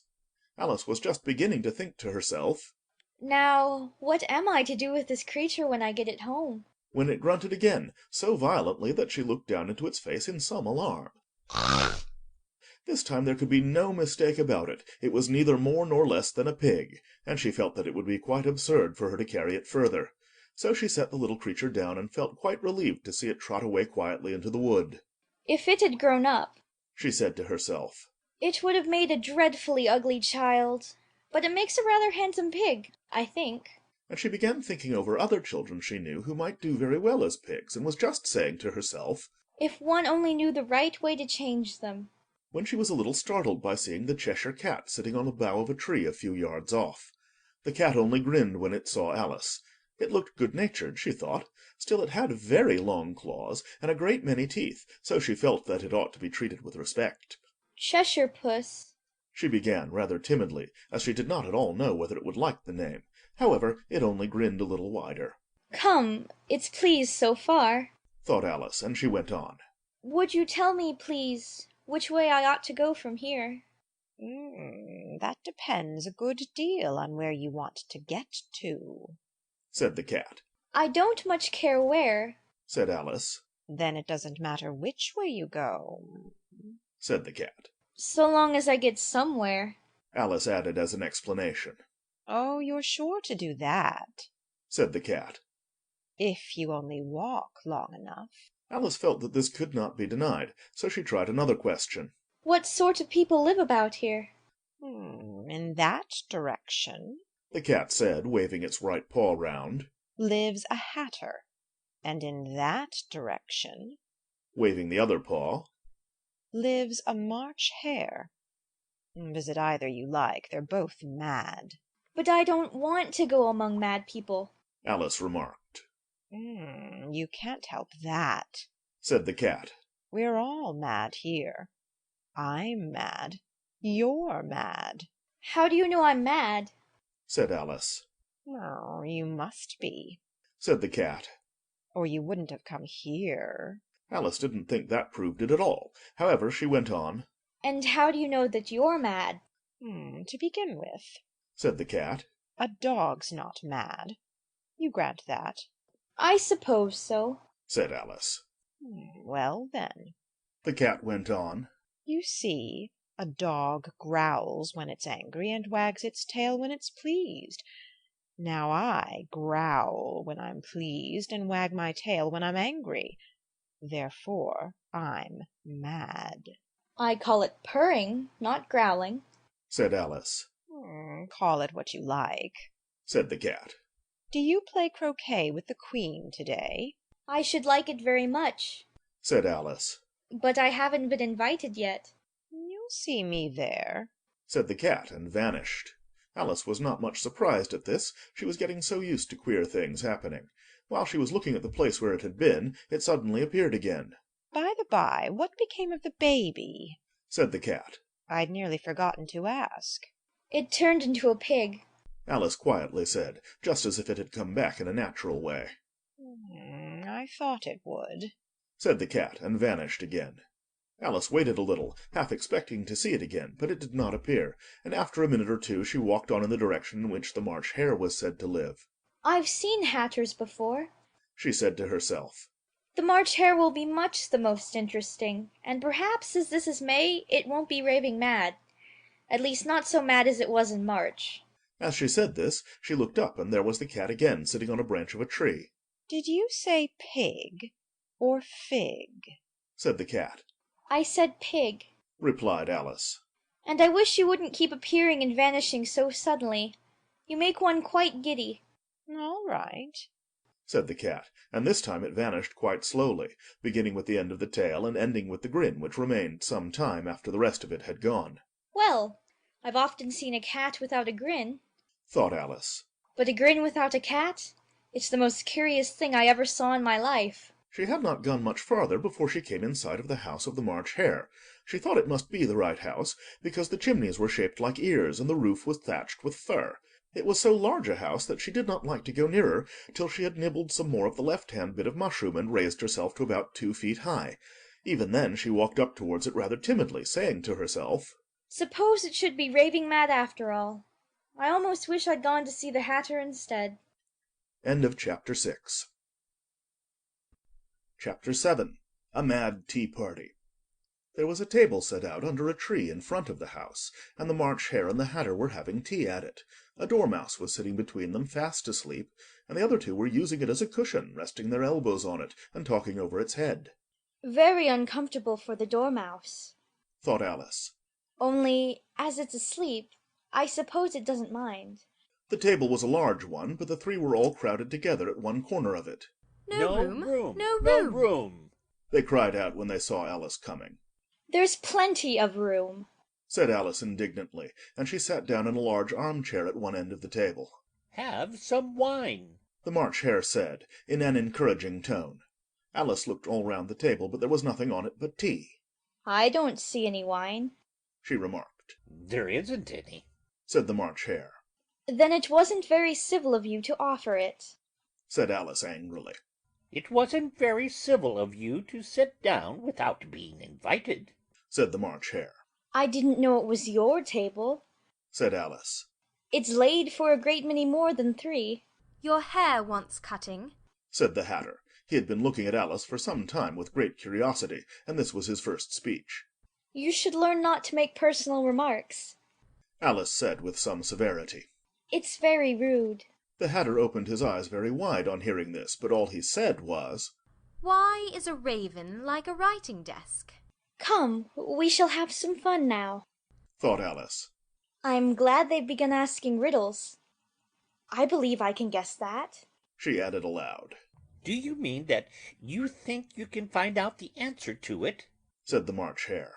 Exactly so, said Alice. Then you should say what you mean, the March Hare went on. I do. Alice hastily replied. At least I mean what I say. That's the same thing, you know. Not the same thing a bit, said the Hatter. You might just as well say that I see what I eat is the same thing as I eat what I see. You might just as well say, added the March Hare, that I like what I get is the same thing as I get what I like. You might just as well say, added the Dormouse, who seemed to be talking in his sleep, that I breathe when I sleep is the same thing as I sleep when I breathe. It is the same thing with you, said the Hatter, and here the conversation dropped, and the party sat silent for a minute, while Alice thought over all she could remember about ravens and writing desks, which wasn't much. The Hatter was the first to break the silence. What day of the month is it? He said, turning to Alice. He had taken his watch out of his pocket, and was looking at it uneasily, shaking it every now and then, and holding it to his ear. Alice considered a little, and then said, The 4th. 2 days wrong, sighed the Hatter. I told you butter wouldn't suit the works, he added, looking angrily at the March Hare. It was the best butter, the March Hare meekly replied. Yes, but some crumbs must have got in as well, the Hatter grumbled. You shouldn't have put it in with the bread knife. The March Hare took the watch and looked at it gloomily. Then he dipped it into his cup of tea and looked at it again, but he could think of nothing better to say than his first remark. It was the best butter, you know. Alice had been looking over his shoulder with some curiosity. What a funny watch, she remarked. It tells the day of the month and doesn't tell what o'clock it is. Why should it? Muttered the Hatter. Does your watch tell you what year it is? Of course not, Alice replied very readily. But that's because it stays the same year for such a long time together. Which is just the case with mine, said the Hatter. Alice felt dreadfully puzzled. The Hatter's remark seemed to have no sort of meaning in it, and yet it was certainly English. I don't quite understand you, she said, as politely as she could. The Dormouse is asleep again, said the Hatter, and he poured a little hot tea upon its nose. The Dormouse shook its head impatiently and said, without opening its eyes, Of course, just what I was going to remark myself. Have you guessed the riddle yet? the Hatter said, turning to Alice again. No, I give it up, Alice replied. What's the answer? I haven't the slightest idea, said the Hatter. Nor I, said the March Hare. Alice sighed wearily. I think you might do something better with the time, she said, than waste it in asking riddles that have no answers. If you knew time as well as I do, said the Hatter, you wouldn't talk about wasting it. It's him. I don't know what you mean, said Alice. Of course you don't, the Hatter said, tossing his head contemptuously. I dare say you never even spoke to time. Perhaps not, Alice cautiously replied. But I know I have to beat time when I learn music. Ah, that accounts for it, said the Hatter. He won't stand beating. Now, if you only kept on good terms with him, he'd do almost anything you liked with the clock. For instance, suppose it were 9 o'clock in the morning, just time to begin lessons. You'd only have to whisper a hint to time, and round goes the clock in a twinkling. 1:30, time for dinner. I only wish it was, the March Hare said to itself in a whisper. That would be grand, certainly, said Alice thoughtfully. But then I shouldn't be hungry for it, you know. Not at first, perhaps, said the Hatter. But you could keep it to 1:30 as long as you liked. Is that the way you manage? Alice asked. The Hatter shook his head mournfully. Not I, he replied. We quarrelled last March, just before he went mad, you know, pointing with his teaspoon at the March Hare. It was at the great concert given by the Queen of Hearts, and I had to sing, Twinkle, twinkle, little bat, how I wonder what you're at. Twinkle, twinkle, little bat, how I wonder what you're at. You know the song, perhaps? I've heard something like it, said Alice. It goes on, you know, the Hatter continued, in this way. Up above the world you fly, like a tea-tray in the sky. Twinkle, twinkle. Up above the world you fly, like a tea-tray in the sky. Twinkle, twinkle. Here the Dormouse shook itself and began singing in its sleep. Twinkle, twinkle, twinkle, twinkle. And went on so long that they had to pinch it to make it stop. Well, I'd hardly finished the first verse, said the Hatter, when the Queen jumped up and bawled out, "He's murdering the time! Off with his head!" How dreadfully savage! exclaimed Alice. And ever since that, the Hatter went on in a mournful tone, he won't do a thing I ask. It's always 6 o'clock now. A bright idea came into Alice's head. Is that the reason so many tea things are put out here? she asked. Yes, that's it, said the Hatter with a sigh. It's always tea time, and we've no time to wash the things between whiles. Then you keep moving round, I suppose? said Alice. Exactly so, said the Hatter. As the things get used up. But what happens when you come to the beginning again? Alice ventured to ask. Suppose we change the subject.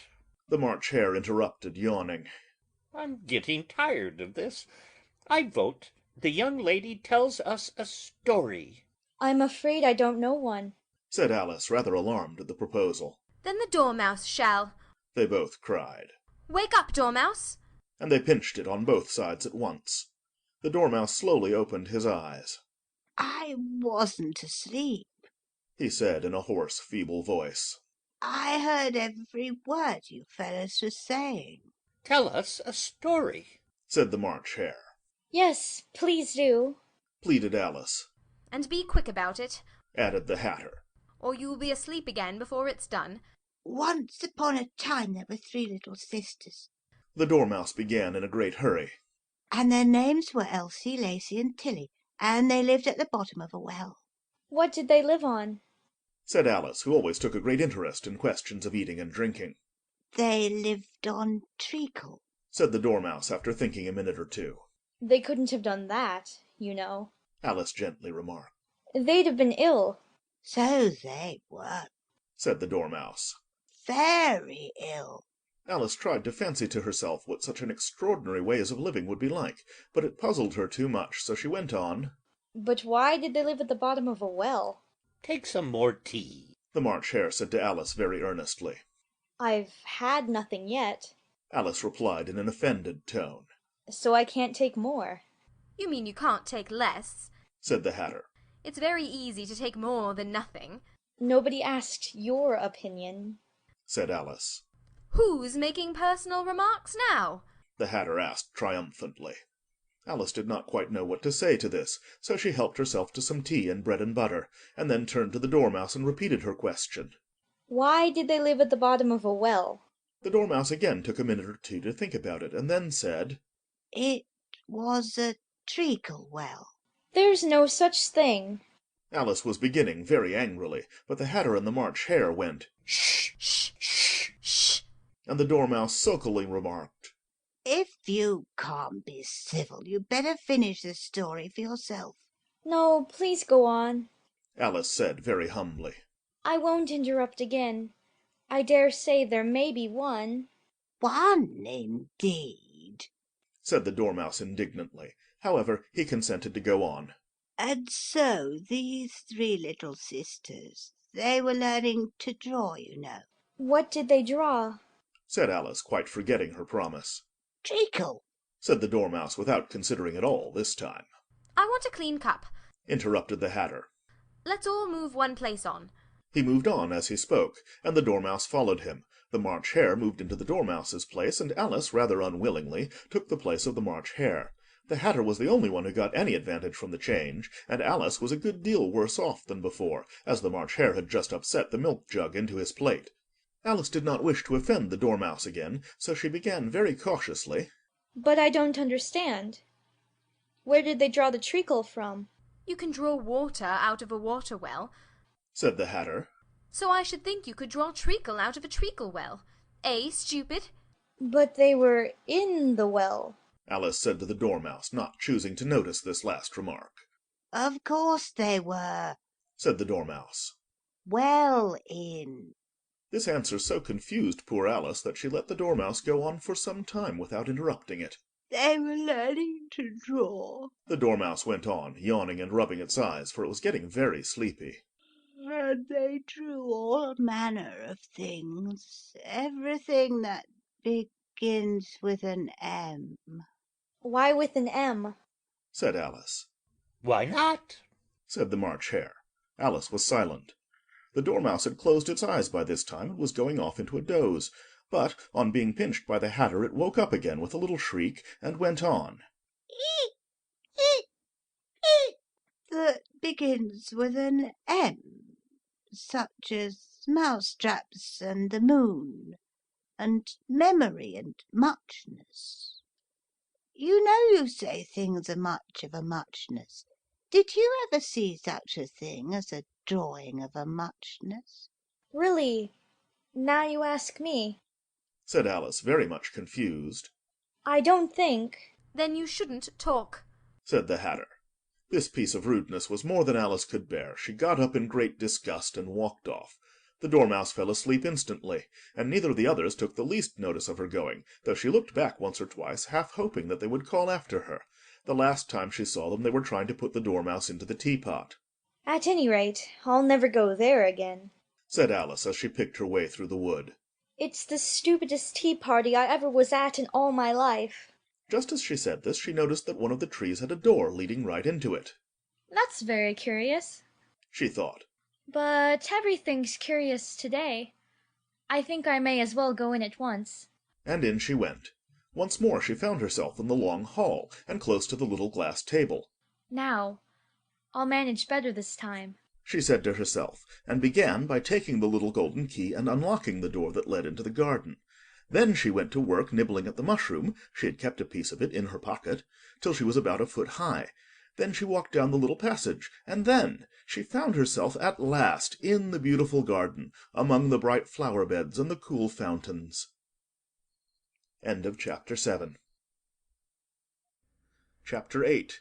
The Queen's Croquet Ground. A large rose tree stood near the entrance of the garden. The roses growing on it were white, but there were 3 gardeners at it busily painting them red. Alice thought this a very curious thing, and she went nearer to watch them, and just as she came up to them she heard one of them say, "Look out now, Five. Don't go splashing paint over me like that." "I couldn't help it," said Five in a sulky tone. "Seven jogged my elbow." On which Seven looked up and said, "That's right, Five. Always lay the blame on others." "You'd better not talk," said Five. "I heard the Queen say only yesterday you deserve to be beheaded." "What for?" said the one who had spoken first. "That's none of your business, Two," said Seven. "Yes, it is his business," said Five. "And I'll tell him. It was for bringing the cook tulip roots instead of onions." Seven flung down his brush and had just begun, "Well, of all the unjust things," when his eye chanced to fall upon Alice as she stood watching them, and he checked himself suddenly. The others looked round also, and all of them bowed low.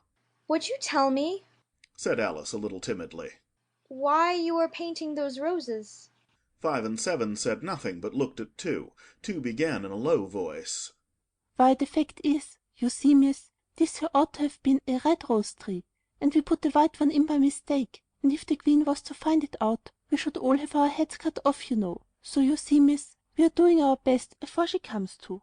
At this moment 5, who had been anxiously looking across the garden, called out, "The Queen! The Queen!" and the 3 gardeners instantly threw themselves flat upon their faces. There was a sound of many footsteps, and Alice looked round, eager to see the Queen. First came 10 soldiers carrying clubs. These were all shaped like the 3 gardeners, oblong and flat, with their hands and feet at the corners. Next the 10 courtiers. These were ornamented all over with diamonds, and walked 2 and 2 as the soldiers did. After these came the royal children. There were 10 of them, and the little dears came jumping merrily along hand in couples. They were all ornamented with hearts.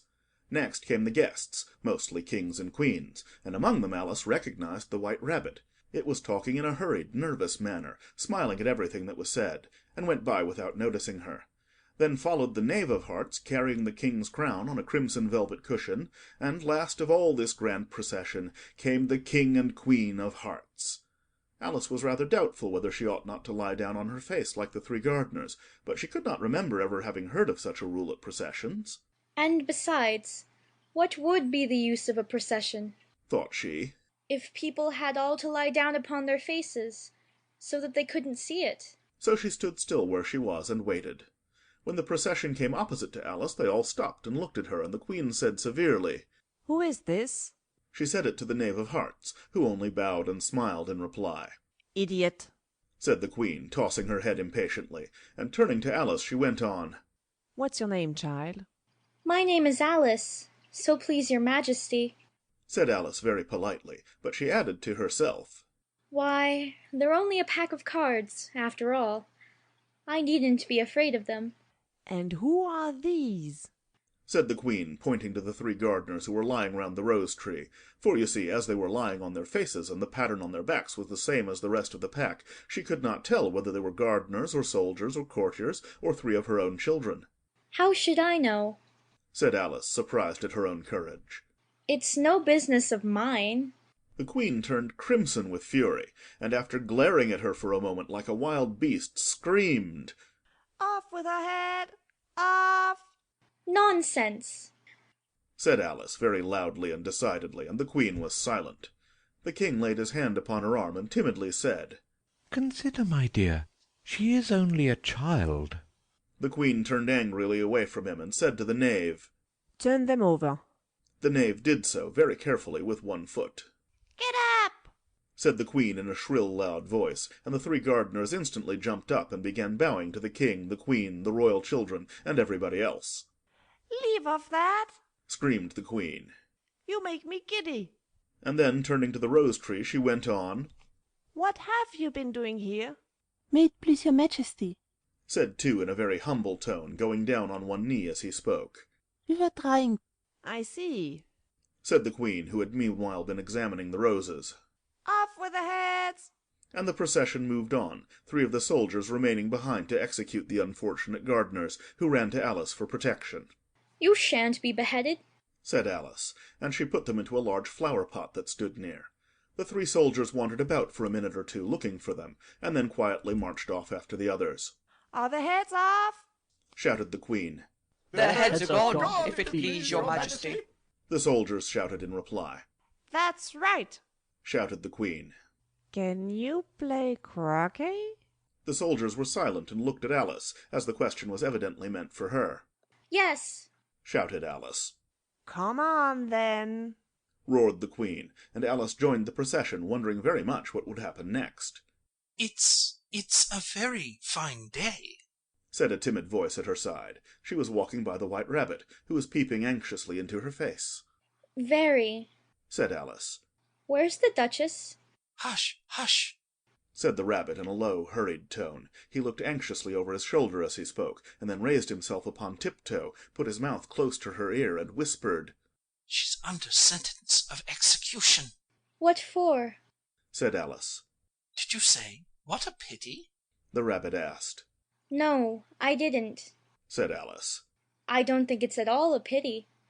I said, what for? "She boxed the Queen's ears." The Rabbit began. Alice gave a little scream of laughter. "Oh, hush!" the Rabbit whispered in a frightened tone. "The Queen will hear you. You see, she came rather late, and the Queen said—" "Get to your places!" shouted the Queen in a voice of thunder, and people began running about in all directions, tumbling up against each other. However, they got settled down in a minute or two, and the game began. Alice thought she had never seen such a curious croquet ground in her life. It was all ridges and furrows. The balls were live hedgehogs, the mallets live flamingoes, and the soldiers had to double themselves up and to stand on their hands and feet to make the arches. The chief difficulty Alice found at first was in managing her flamingo. She succeeded in getting its body tucked away comfortably enough under her arm, with its legs hanging down, but generally, just as she had got its neck nicely straightened out and was going to give the hedgehog a blow with its head, it would twist itself round and look up in her face, with such a puzzled expression that she could not help bursting out laughing. And when she had got its head down and was going to begin again, it was very provoking to find that the hedgehog had unrolled itself and was in the act of crawling away. Besides all this, there was generally a ridge or furrow in the way wherever she wanted to send the hedgehog to, and as the doubled-up soldiers were always getting up and walking off to other parts of the ground, Alice soon came to the conclusion that it was a very difficult game indeed. The players all played at once without waiting for turns, quarrelling all the while, and fighting for the hedgehogs, and in a very short time the queen was in a furious passion, and went stamping about and shouting, Off with his head! or Off with her head! about once in a minute. Alice began to feel very uneasy. To be sure, she had not as yet had any dispute with the queen, but she knew that it might happen any minute. And then, Thought she, what would become of me? They're dreadfully fond of beheading people here. The great wonder is that there's anyone left alive. She was looking about for some way of escape, and wondering whether she could get away without being seen, when she noticed a curious appearance in the air. It puzzled her very much at first, but after watching it a minute or two she made it out to be a grin, and she said to herself, It's the Cheshire Cat. Now I shall have somebody to talk to. How are you getting on? said the cat, as soon as there was mouth enough for it to speak with. Alice waited till the eyes appeared, and then nodded. It's no use speaking to it, she thought, till its ears have come. Or at least one of them.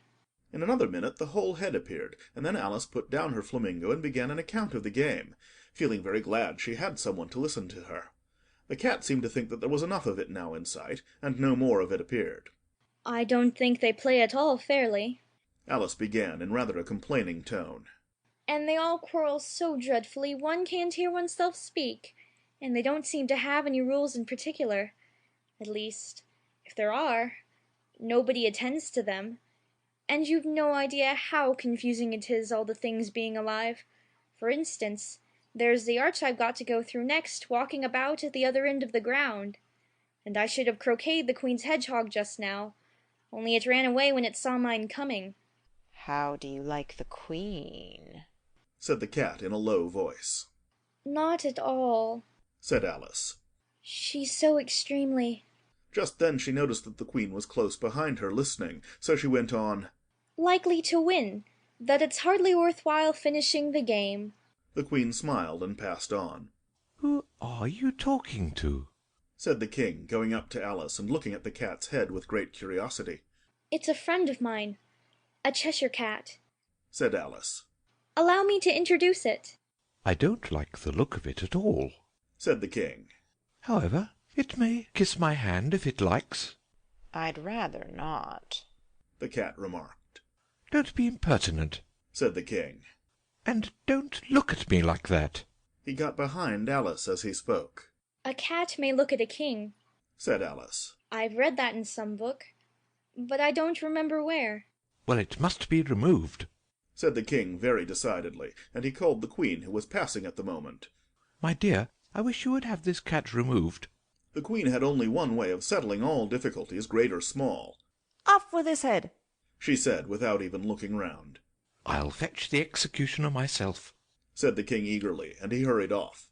Alice thought she might as well go back and see how the game was going on, as she heard the queen's voice in the distance screaming with passion. She had already heard her sentence 3 of the players to be executed for having missed their turns, and she did not like the look of things at all, as the game was in such confusion that she never knew whether it was her turn or not. So she went in search of her hedgehog. The hedgehog was engaged in a fight with another hedgehog, which seemed to Alice an excellent opportunity for croqueting one of them with the other. The only difficulty was that her flamingo was gone across to the other side of the garden, where Alice could see it trying in a helpless sort of way to fly up into a tree. By the time she had caught the flamingo and brought it back, the fight was over, and both the hedgehogs were out of sight. But it doesn't matter much, thought Alice, as all the arches are gone from this side of the ground. So she tucked it away under her arm that it might not escape again, and went back for a little more conversation with her friend. When she got back to the Cheshire Cat, she was surprised to find quite a large crowd collected round it. There was a dispute going on between the executioner, the king, and the queen, who were all talking at once, while all the rest were quite silent and looked very uncomfortable. The moment Alice appeared, she was appealed to by all 3 to settle the question, and they repeated their arguments to her, though, as they all spoke at once, she found it very hard indeed to make out exactly what they said. The executioner's argument was that you couldn't cut off a head unless there was a body to cut it off from, that he had never had to do such a thing before, and he wasn't going to begin at his time of life. The king's argument was that anything that had a head could be beheaded, and that you weren't to talk nonsense. The queen's argument was that if something wasn't done about it in less than no time, she'd have everybody executed all round. It was this last remark that had made the whole party look so grave and anxious. Alice could think of nothing else to say but, It belongs to the Duchess. You'd better ask her about it. She's in prison. the queen said to the executioner. Fetch her here. And the executioner went off like an arrow. The cat's head began fading away the moment he was gone, and by the time he had come back with the Duchess it had entirely disappeared, so the king and the executioner ran wildly up and down looking for it, while the rest of the party went back to the game. End of Chapter 8. Chapter 9. The Mock Turtle's Story. You can't think how glad I am to see you again, you dear old thing, said the Duchess, as she tucked her arm affectionately into Alice's, and they walked off together. Alice was very glad to find her in such a pleasant temper, and thought to herself that perhaps it was only the pepper that had made her so savage when they met in the kitchen. When I'm a duchess, she said to herself, not in a very hopeful tone, though. I won't have any pepper in my kitchen at all. Soup does very well without. Maybe it's always pepper that makes people hot-tempered. She went on, very much pleased at having found out a new kind of rule. And vinegar that makes them sour, and chamomile that makes them bitter, and barley sugar and such things that make children sweet-tempered. I only wish people knew that. Then they wouldn't be so stingy about it, you know. She had quite forgotten the Duchess by this time, and was a little startled when she heard her voice close to her ear. You're thinking about something, my dear, and that makes you forget to talk. I can't tell you just now what the moral of that is, but I shall remember it in a bit. Perhaps it hasn't one, Alice ventured to remark. Tut-tut, child, said the Duchess. Everything's got a moral if only you can find it. And she squeezed herself up closer to Alice's side as she spoke. Alice did not much like keeping so close to her, first because the Duchess was very ugly, and secondly because she was exactly the right height to rest her chin upon Alice's shoulder, and it was an uncomfortably sharp chin. However, she did not like to be rude, so she bore it as well as she could. The game's going on rather better now, she said, by way of keeping up the conversation a little. 'Tis so, said the Duchess. And the moral of that is, oh, 'tis love that makes the world go round. Somebody said, Alice whispered, that it's done by everybody minding their own business. Ah, well, it means much the same thing, said the Duchess, digging her sharp little chin into Alice's shoulder as she added. And the moral of that is, take care of the scents, and the sounds will take care of themselves. How fond she is of finding morals in things, Alice thought to herself. I dare say you're wondering why I don't put my arm round your waist, the Duchess said after a pause. The reason is that I'm doubtful about the temper of your flamingo. Shall I try the experiment? He might bite, Alice cautiously replied, not feeling at all anxious to have the experiment tried. Very true, said the Duchess. Flamingos and mustard both bite. And the moral of that is, birds of a feather flock together. Only mustard isn't a bird, Alice remarked. Right as usual, said the Duchess. What a clear way you have of putting things. It's a mineral, I think, said Alice. Of course it is, said the Duchess, who seemed ready to agree to everything that Alice said. There's a large mustard mine near here, and the moral of that is, the more there is of mine, the less there is of yours. Oh, I know, exclaimed Alice, who had not attended to this last remark. It's a vegetable. It doesn't look like one, but it is. I quite agree with you, said the Duchess. And the moral of that is, be what you would seem to be, or, if you'd like to put it more simply, never imagine yourself not to be otherwise than what it might appear to others that what you were or might have been was not otherwise than what you had been would have appeared to them to be otherwise. I think I should understand that better, Alice said very politely, if I had it written down. But I can't quite follow it as you say it. That's nothing to what I could say if I chose, the Duchess replied in a pleased tone. Pray don't trouble yourself to say it any longer than that, said Alice. Oh, don't talk about trouble, said the Duchess. I make you a present of everything I've said as yet. A cheap sort of present, thought Alice.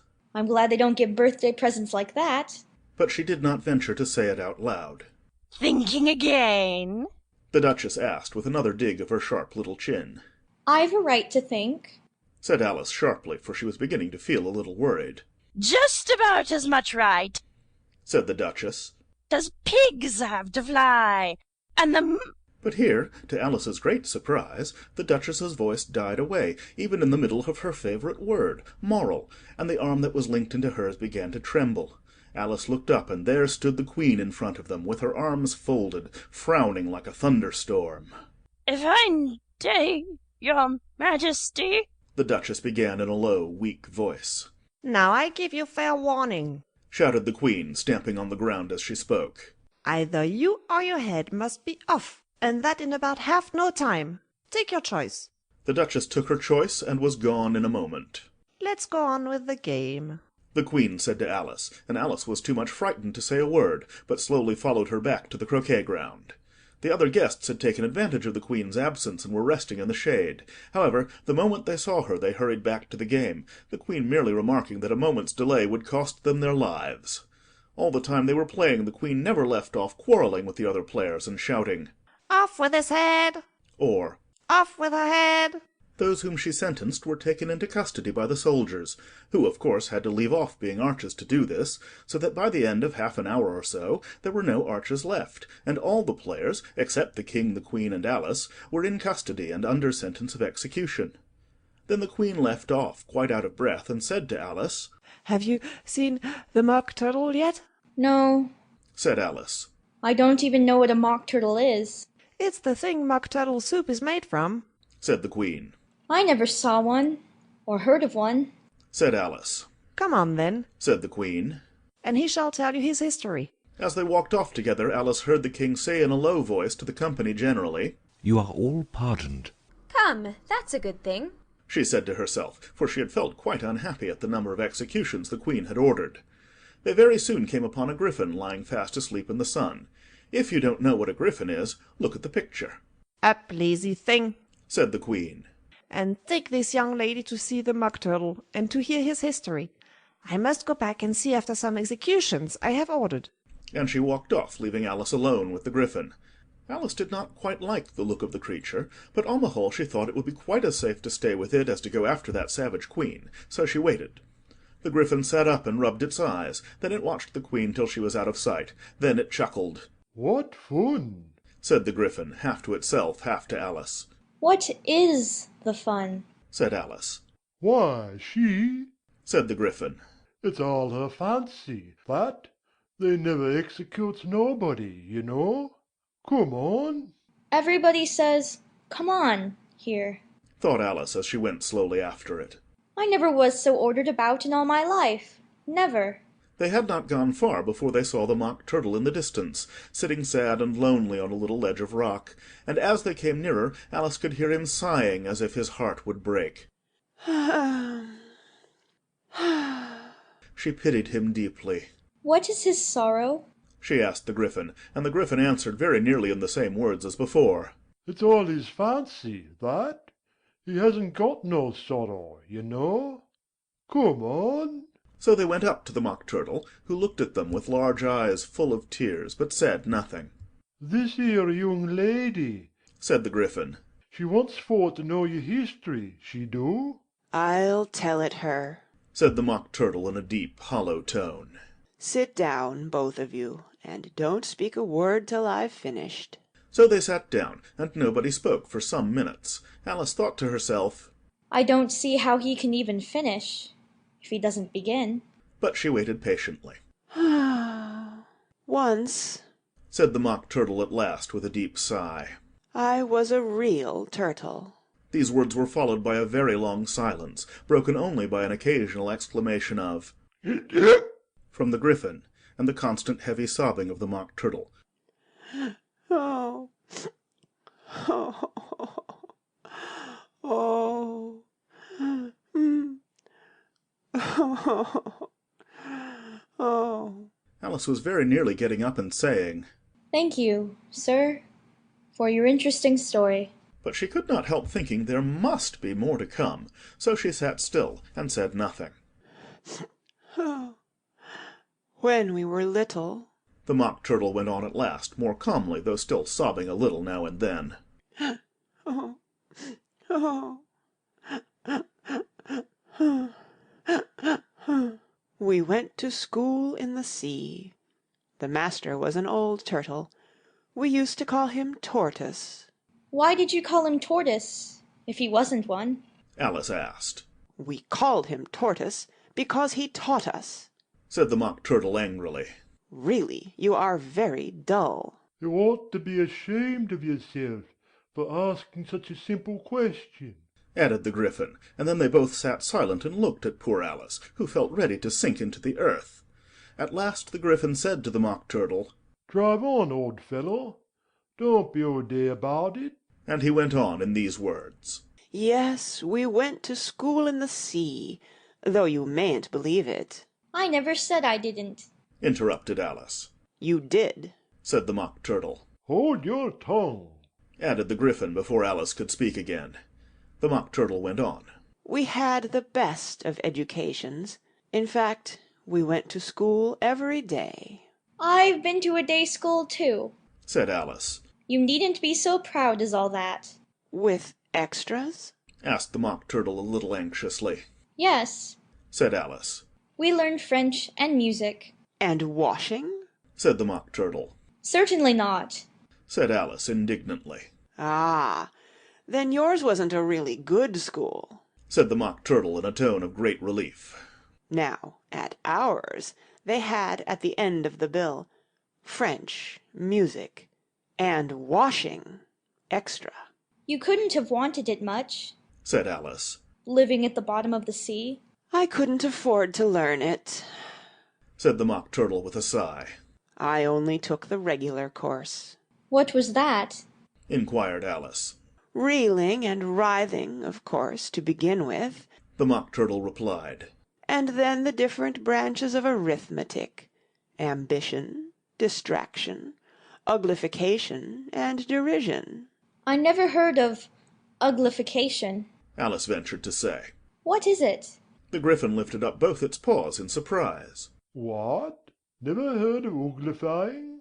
it exclaimed. You know what to beautify is, I suppose? Yes, said Alice doubtfully. It means to make anything prettier. Well then, the Gryphon went on, if you don't know what to uglify is, you are a simpleton. Alice did not feel encouraged to ask any more questions about it, so she turned to the Mock Turtle and said, What else had you to learn?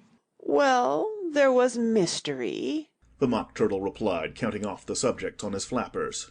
Mystery, ancient and modern, with seaography, then drawling. The drawling master was an old conger eel that used to come once a week. He taught us drawling, stretching, and fainting in coils. What was that like? said Alice. Well, I can't show it you myself, the Mock Turtle said. I'm too stiff, and the Gryphon never learnt it. Hadn't time, said the Gryphon. I went to the classics master, though. He was an old crab, he was. I never went to him, the Mock Turtle said with a sigh. He taught laughing and grief, they used to say. So he did, said the Gryphon, sighing in his turn, and both creatures hid their faces in their paws. And how many hours a day did you do lessons? said Alice in a hurry to change the subject. 10 hours the first day, said the Mock Turtle. 9 the next, and so on. What a curious plan, exclaimed Alice. That's the reason they're called lessons, the Gryphon remarked. Because they lesson from day to day. This was quite a new idea to Alice, and she thought it over a little before she made her next remark. Then the 11th day must have been a holiday. Of course it was, said the Mock Turtle. And how did you manage on the 12th? Alice went on eagerly. That's enough about lessons, the Gryphon interrupted in a very decided tone. Tell her something about the games now. End of chapter 9. Chapter 10. The Lobster Quadrille. The Mock Turtle sighed deeply, and drew the back of one flapper across his eyes. He looked at Alice and tried to speak, but for a minute or two sobs choked his voice. Oh, oh, oh, oh. Seem as if he had a bone in his throat, said the Gryphon, and it set to work shaking him and punching him in the back. At last the Mock Turtle recovered his voice, and with tears running down his cheeks he went on again. You may not have lived much under the sea, I haven't, said Alice. and perhaps you were never even introduced to a lobster. Alice began to say, I once tasted. but checked herself hastily and said, No, never. So you can have no idea what a delightful thing a lobster quadrille is. No, indeed. said Alice. What sort of a dance is it? why, said the Gryphon. you first form into a line along the seashore, 2 lines. cried the Mock Turtle. Seals, turtles, salmon, and so on. Then, when you've cleared all the jellyfish out of the way, that generally takes some time, interrupted the Gryphon. you advance twice. each with a lobster as a partner. cried the Gryphon. Of course. The Mock Turtle said. Advance twice, set to partners. Change lobsters and retire in same order, continued the Gryphon. Then, you know, the Mock Turtle went on. You throw the lobsters, shouted the Gryphon with a bound into the air. As far out to sea as you can. Swim after them, screamed the Gryphon. Turn a somersault in the sea, cried the Mock Turtle, capering wildly about.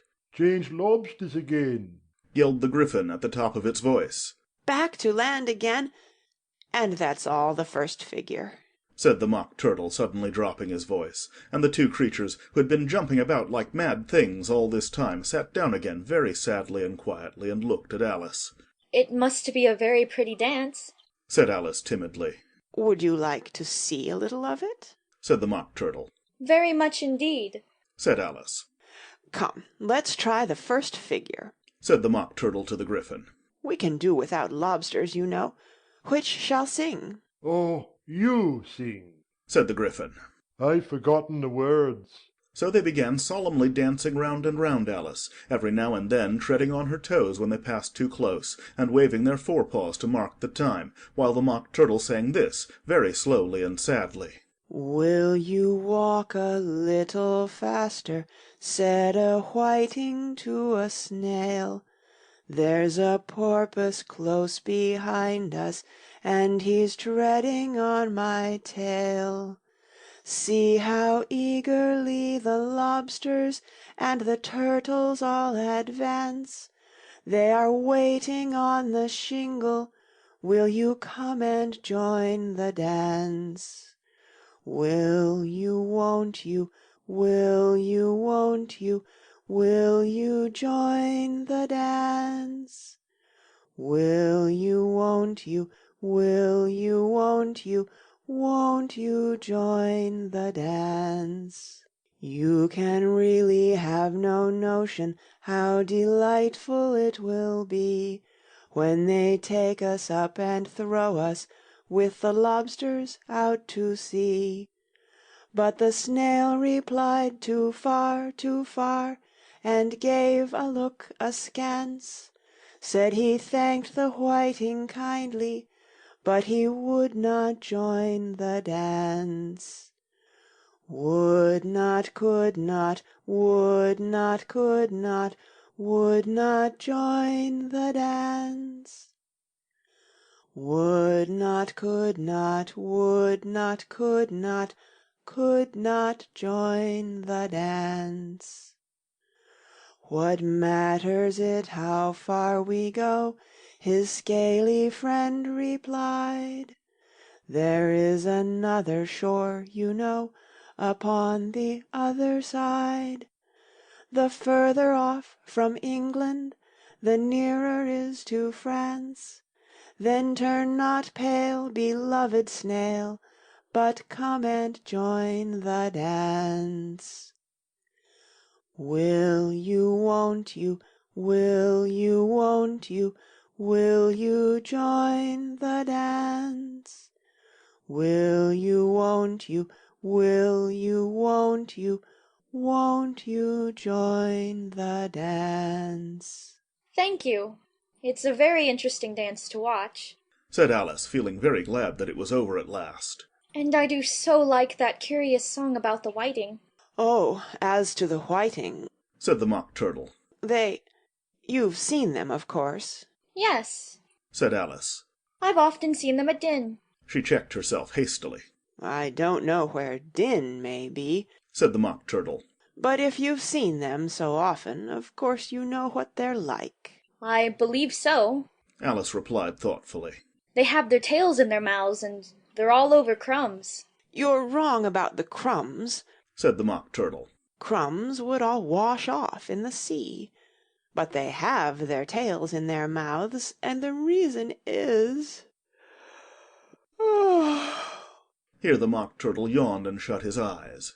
Tell her about the reason and all that, he said to the Gryphon. The reason is, said the Gryphon, that they would go with the lobsters to the dance. Then they got thrown out to sea, so they had to fall a long way, and so they got their tails fast in their mouths, so they couldn't get them out again. That's all. Thank you, said Alice. It's very interesting. I never knew so much about a whiting before.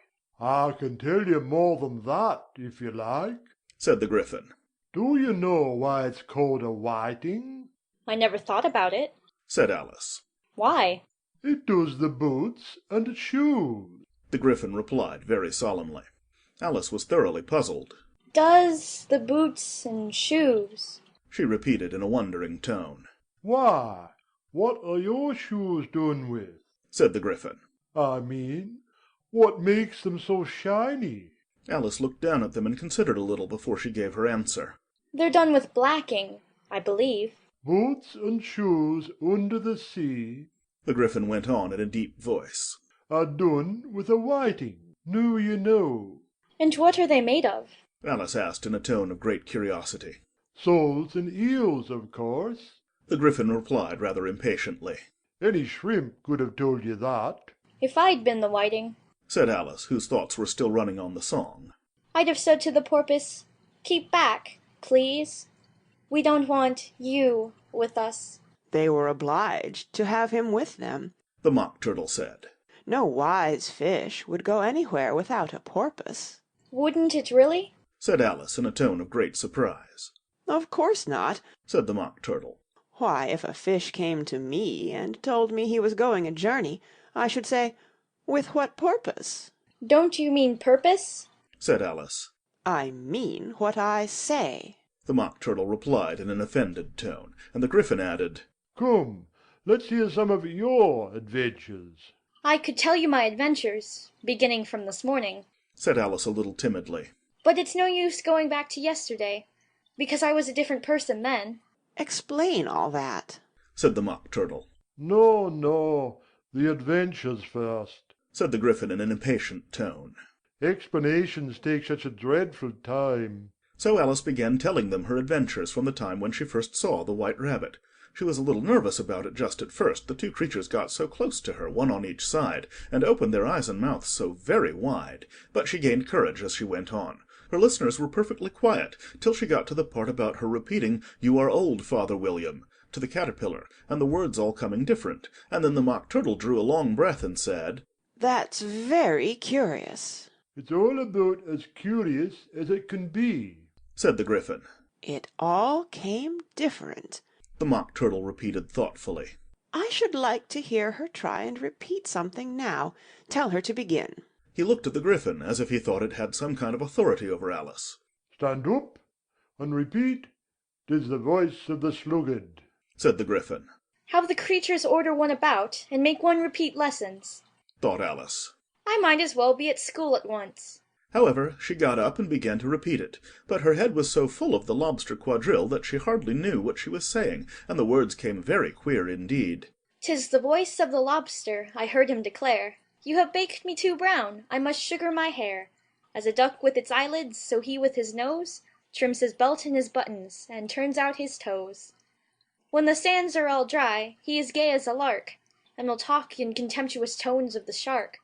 But when the tide rises and sharks are around, his voice has a timid and tremulous sound.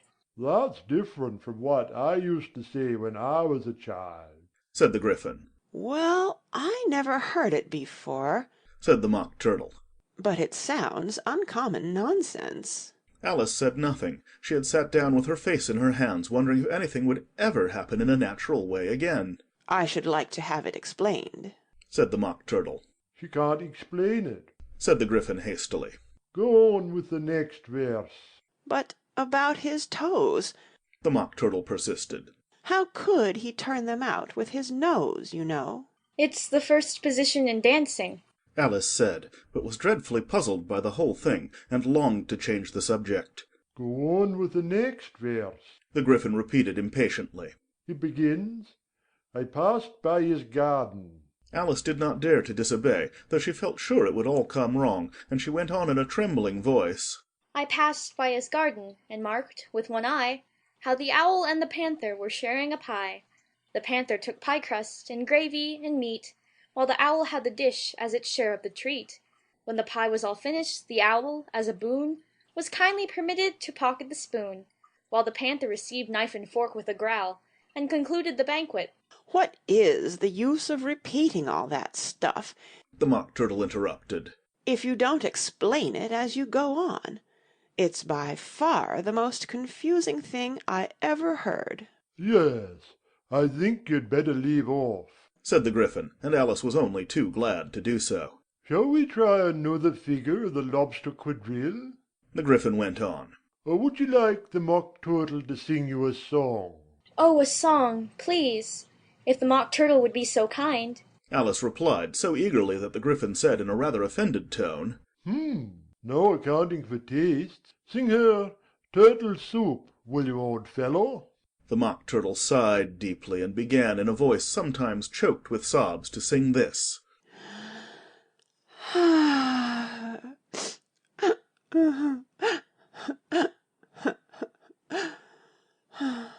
Beautiful soup, so rich and green, waiting in a hot tureen.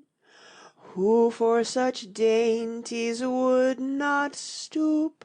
Soup of the evening, beautiful soup. Soup of the evening, beautiful soup. Beautiful soup. Beautiful soup. Soup of the evening, beautiful, beautiful soup. Beautiful soup, who cares for fish, game, or any other dish? Who would not give all else for 2 pennyworth only of beautiful soup? Pennyworth only of beautiful soup. Beautiful soup. Beautiful soup. Soup of the evening. Beautiful, beautiful soup. Chorus again, cried the Gryphon, and the Mock Turtle had just begun to repeat it when a cry of, The trial's beginning, was heard in the distance. Come on, cried the Gryphon, and taking Alice by the hand, it hurried off without waiting for the end of the song. What trial is it? Alice panted as she ran, but the Gryphon only answered, Come on, and ran the faster, while more and more faintly came, carried on the breeze that followed them, the melancholy words, Soup of the evening, beautiful, beautiful soup. End of chapter 10. Chapter 11. Who Stole the Tarts? The King and Queen of Hearts were seated on their throne when they arrived, with a great crowd assembled about them, all sorts of little birds and beasts, as well as the whole pack of cards. The knave was standing before them in chains, with a soldier on each side to guard him, and near the king was the White Rabbit with a trumpet in one hand and a scroll of parchment in the other. In the very middle of the court was a table, with a large dish of tarts upon it. They looked so good that it made Alice quite hungry to look at them. I wish they'd get the trial done, She thought. and hand round the refreshments. But there seemed to be no chance of this, so she began looking at everything about her to pass away the time. Alice had never been in a court of justice before, but she had read about them in books, and she was quite pleased to find that she knew the name of nearly everything there. That's the judge, She said to herself. because of his great wig. The judge, by the way, was the king, and as he wore his crown over the wig—look at the frontispiece if you want to see how he did it—he did not look at all comfortable, and it was certainly not becoming. And that's the jury box. Thought Alice. And those 12 creatures. She was obliged to say creatures, you see, because some of them were animals and some were birds. I suppose they are the jurors. She said this last word 2 or 3 times over to herself, being rather proud of it, for she thought, and rightly too, that very few little girls of her age knew the meaning of it at all. However, jurymen would have done just as well. The 12 jurors were all writing very busily on slates. What are they doing?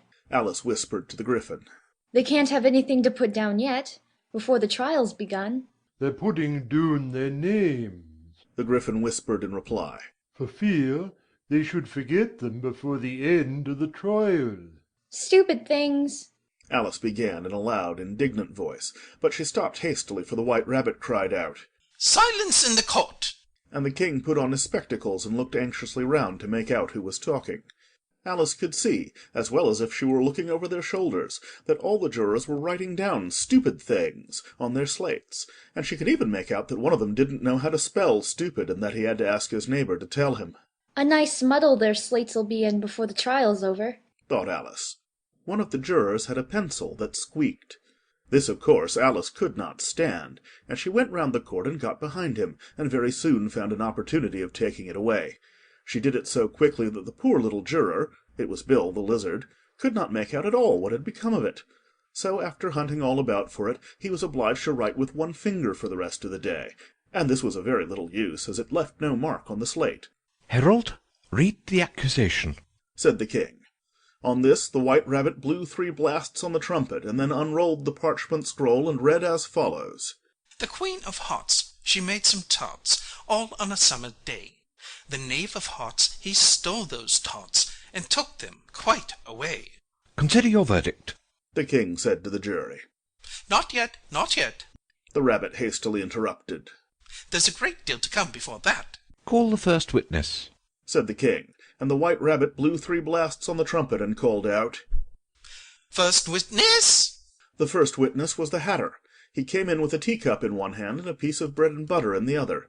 I beg pardon, your majesty, he began, for bringing these in, but I hadn't quite finished my tea when I was sent for. You ought to have finished, said the king. When did you begin? The Hatter looked at the March Hare, who had followed him into the court, arm in arm with the Dormouse. 14th of March, I think it was, he said. 15th, said the March Hare. 16th, added the Dormouse. Write that down, the king said to the jury, and the jury eagerly wrote down all 3 dates on their slates, and then added them up and reduced the answer to shillings and pence. Take off your hat, the king said to the Hatter. It isn't mine, said the Hatter. Stolen, the king exclaimed, turning to the jury, who instantly made a memorandum of the fact. I keep them to sell, the Hatter added as an explanation. I've none of my own. I'm a hatter. Here the queen put on her spectacles and began staring at the Hatter, who turned pale and fidgeted. Give your evidence, said the king. And don't be nervous, or I'll have you executed on the spot. This did not seem to encourage the witness at all.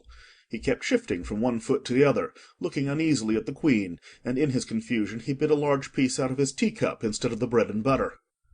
Just at this moment Alice felt a very curious sensation, which puzzled her a good deal until she made out what it was. She was beginning to grow larger again, and she thought at first she would get up and leave the court, but on second thoughts she decided to remain where she was as long as there was room for her. I wish you wouldn't squeeze so, said the Dormouse, who was sitting next to her. I can hardly breathe. I can't help it, said Alice very meekly. I'm growing. You've no right to grow here, said the Dormouse. Don't talk nonsense, said Alice more boldly. You know you're growing too. Yes, but I grow at a reasonable pace. Said the Dormouse. Not in that ridiculous fashion. And he got up very sulkily and crossed over to the other side of the court. All this time the Queen had never left off staring at the Hatter, and just as the Dormouse crossed the court she said to one of the officers of the court, Bring me the list of the singers in the last concert. On which the wretched Hatter trembled so that he shook both his shoes off. Give your evidence, the King repeated angrily, or I'll have you executed, whether you're nervous or not. I'm a poor man, your Majesty, the Hatter began in a trembling voice. and I hadn't begun my tea, not above a week or so, and what with the bread and butter getting so thin, and the twinkling of the tea— The twinkling of the what? said the King. It began with the tea, the Hatter replied. Of course twinkling begins with a T, said the King sharply. Do you take me for a dunce? Go on. I'm a poor man, the Hatter went on. and most things twinkled after that, only the March Hare said— I didn't. The March Hare interrupted in a great hurry. You did, said the Hatter. I deny it, said the March Hare. He denies it, said the King. Leave out that part. Well, at any rate, the Dormouse said— the Hatter went on, looking anxiously round to see if he would deny it too, but the Dormouse denied nothing, being fast asleep. After that, continued the Hatter, I cut some more bread and butter. But what did the Dormouse say? one of the jury asked. That I can't remember, said the Hatter. You must remember, remarked the King, or I'll have you executed. The miserable Hatter dropped his teacup and bread and butter, and went down on one knee. I'm a poor man, your Majesty, he began. You're a very poor speaker, said the King. Here one of the guinea pigs cheered, Ha ha! and was immediately suppressed by the officers of the court. As that is rather a hard word, I will just explain to you how it was done. They had a large canvas bag, which tied up at the mouth with strings. Into this they slipped the guinea pig head first, and then sat upon it. I'm glad I've seen that done, thought Alice. I've so often read in the newspapers, at the end of trials, there was some attempts at applause, which was immediately suppressed by the officers of the court, and I never understood what it meant till now. If that's all you know about it, you may stand down, continued the King. I can't go no lower, said the Hatter. I'm on the floor as it is. Then you may sit down, the King replied. Here the other guinea pig cheered and was suppressed. Hooray! Hurrah! Come, that finished the guinea pigs, thought Alice. Now we shall get on better. I'd rather finish my tea, said the Hatter with an anxious look at the Queen, who was reading the list of singers. You may go, said the King, and the Hatter hurriedly left the court without even waiting to put his shoes on. And just take his head off outside, the Queen added to one of the officers, but the Hatter was out of sight before the officer could get to the door. Call the next witness, said the King. The next witness was the Duchess's cook. She carried the pepper-box in her hand, and Alice guessed who it was even before she got into the court, by the way the people near the door began sneezing all at once. Give your evidence, said the King. Shan't, said the cook. The King looked anxiously at the White Rabbit, who said in a low voice, Your Majesty must cross-examine this witness. Well, if I must, I must, the King said with a melancholy air, and after folding his arms and frowning at the cook till his eyes were nearly out of sight, he said in a deep voice, What are tarts made of? pepper, mostly, said the cook. Treacle, said a sleepy voice behind her. Collar that Dormouse, the Queen shrieked out.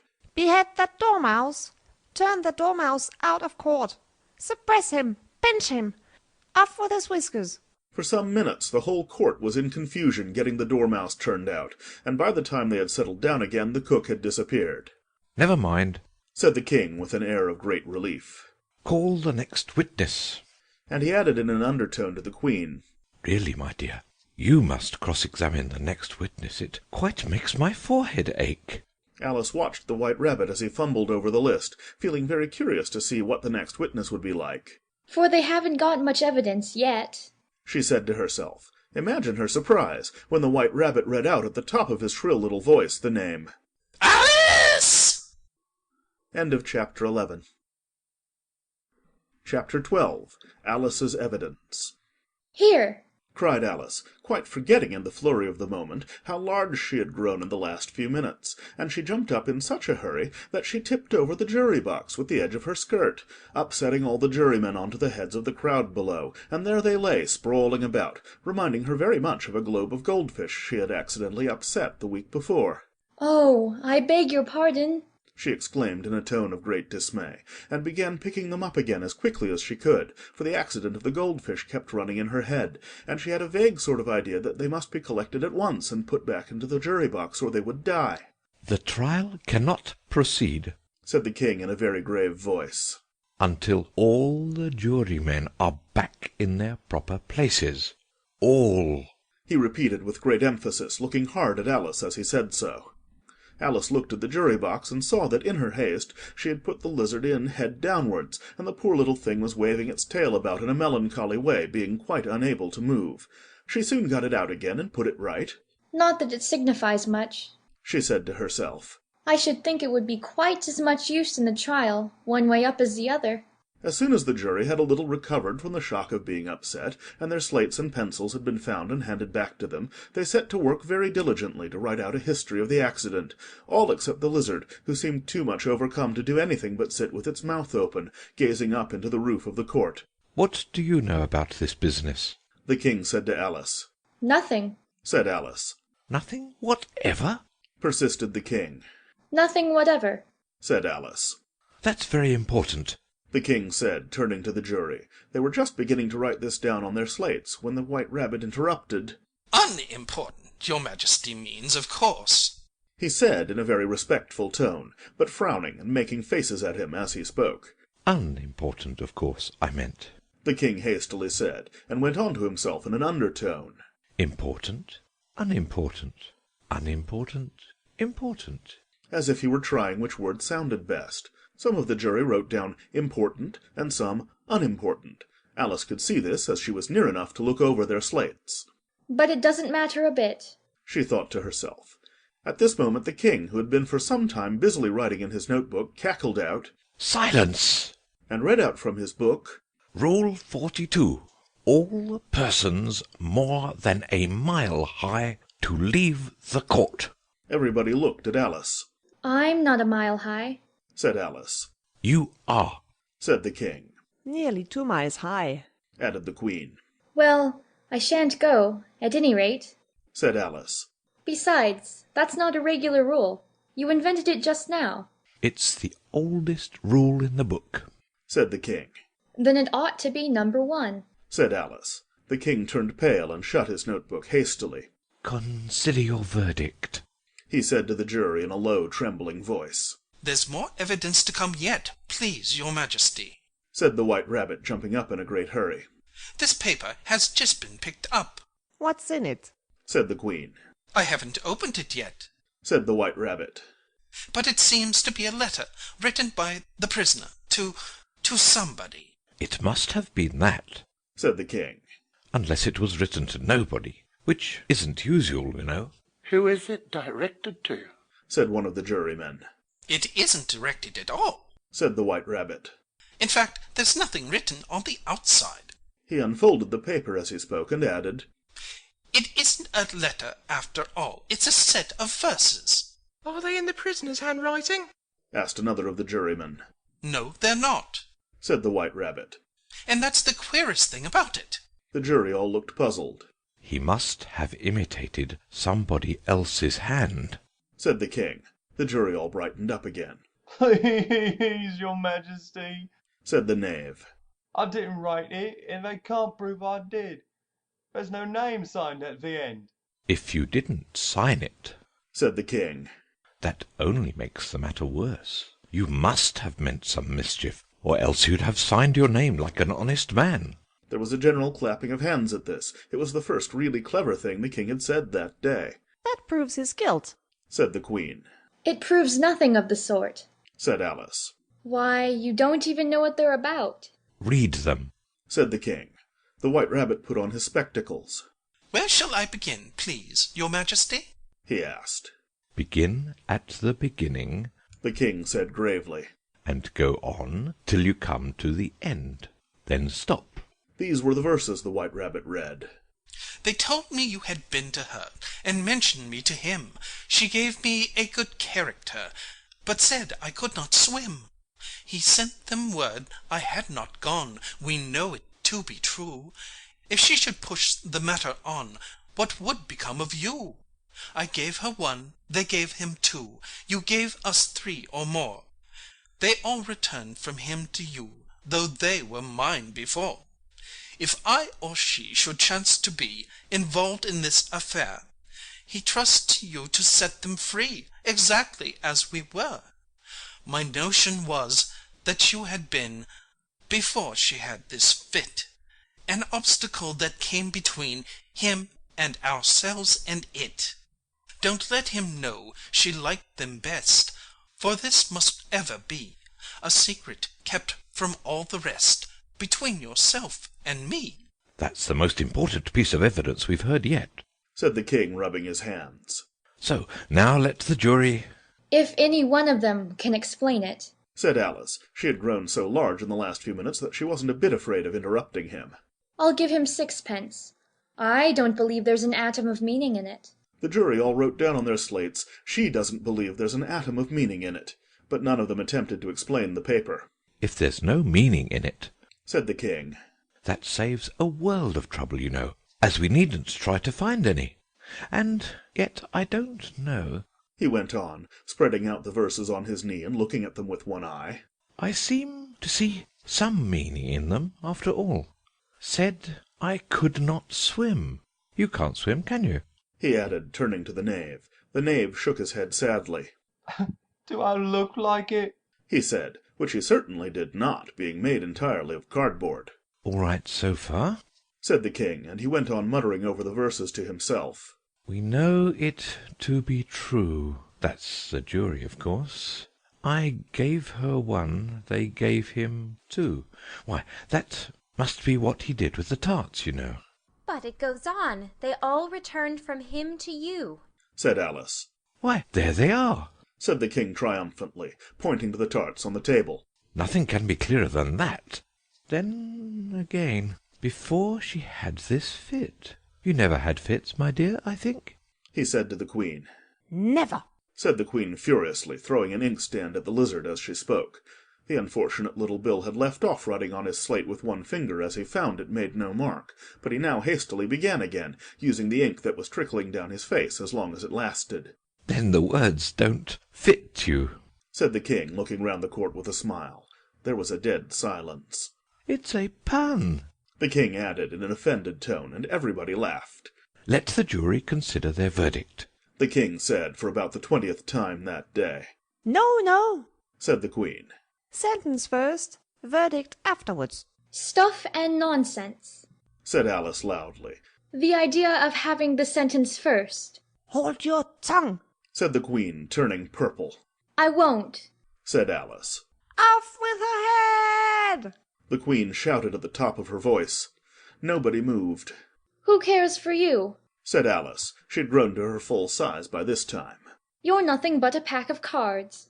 At this the whole pack rose up into the air and came flying down upon her.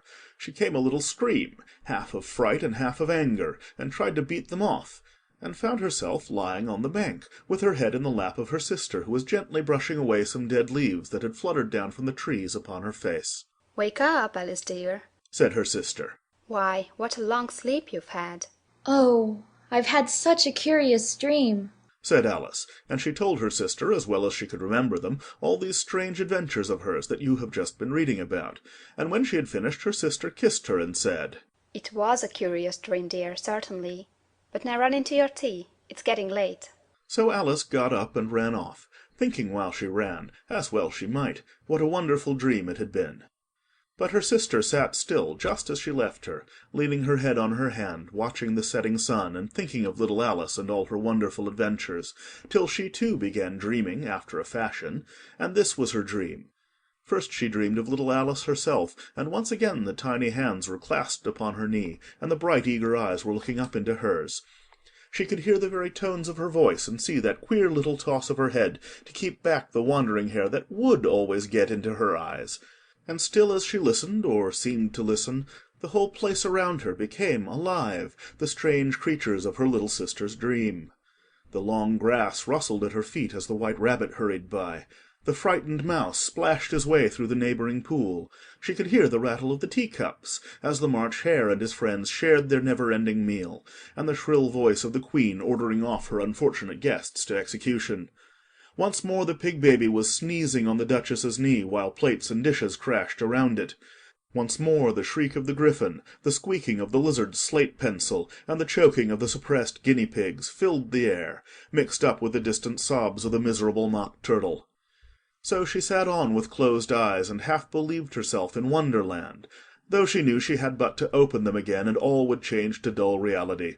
The grass would be only rustling in the wind, and the pool rippling to the waving of the reeds. The rattling teacups would change to tinkling sheep bells, and the Queen's shrill cries to the voice of the shepherd boy. And the sneeze of the baby, the shriek of the griffin, and all the other queer noises would change, she knew, to the confused clamour of the busy farmyard, while the lowing of the cattle in the distance would take the place of the mock turtle's heavy sobs.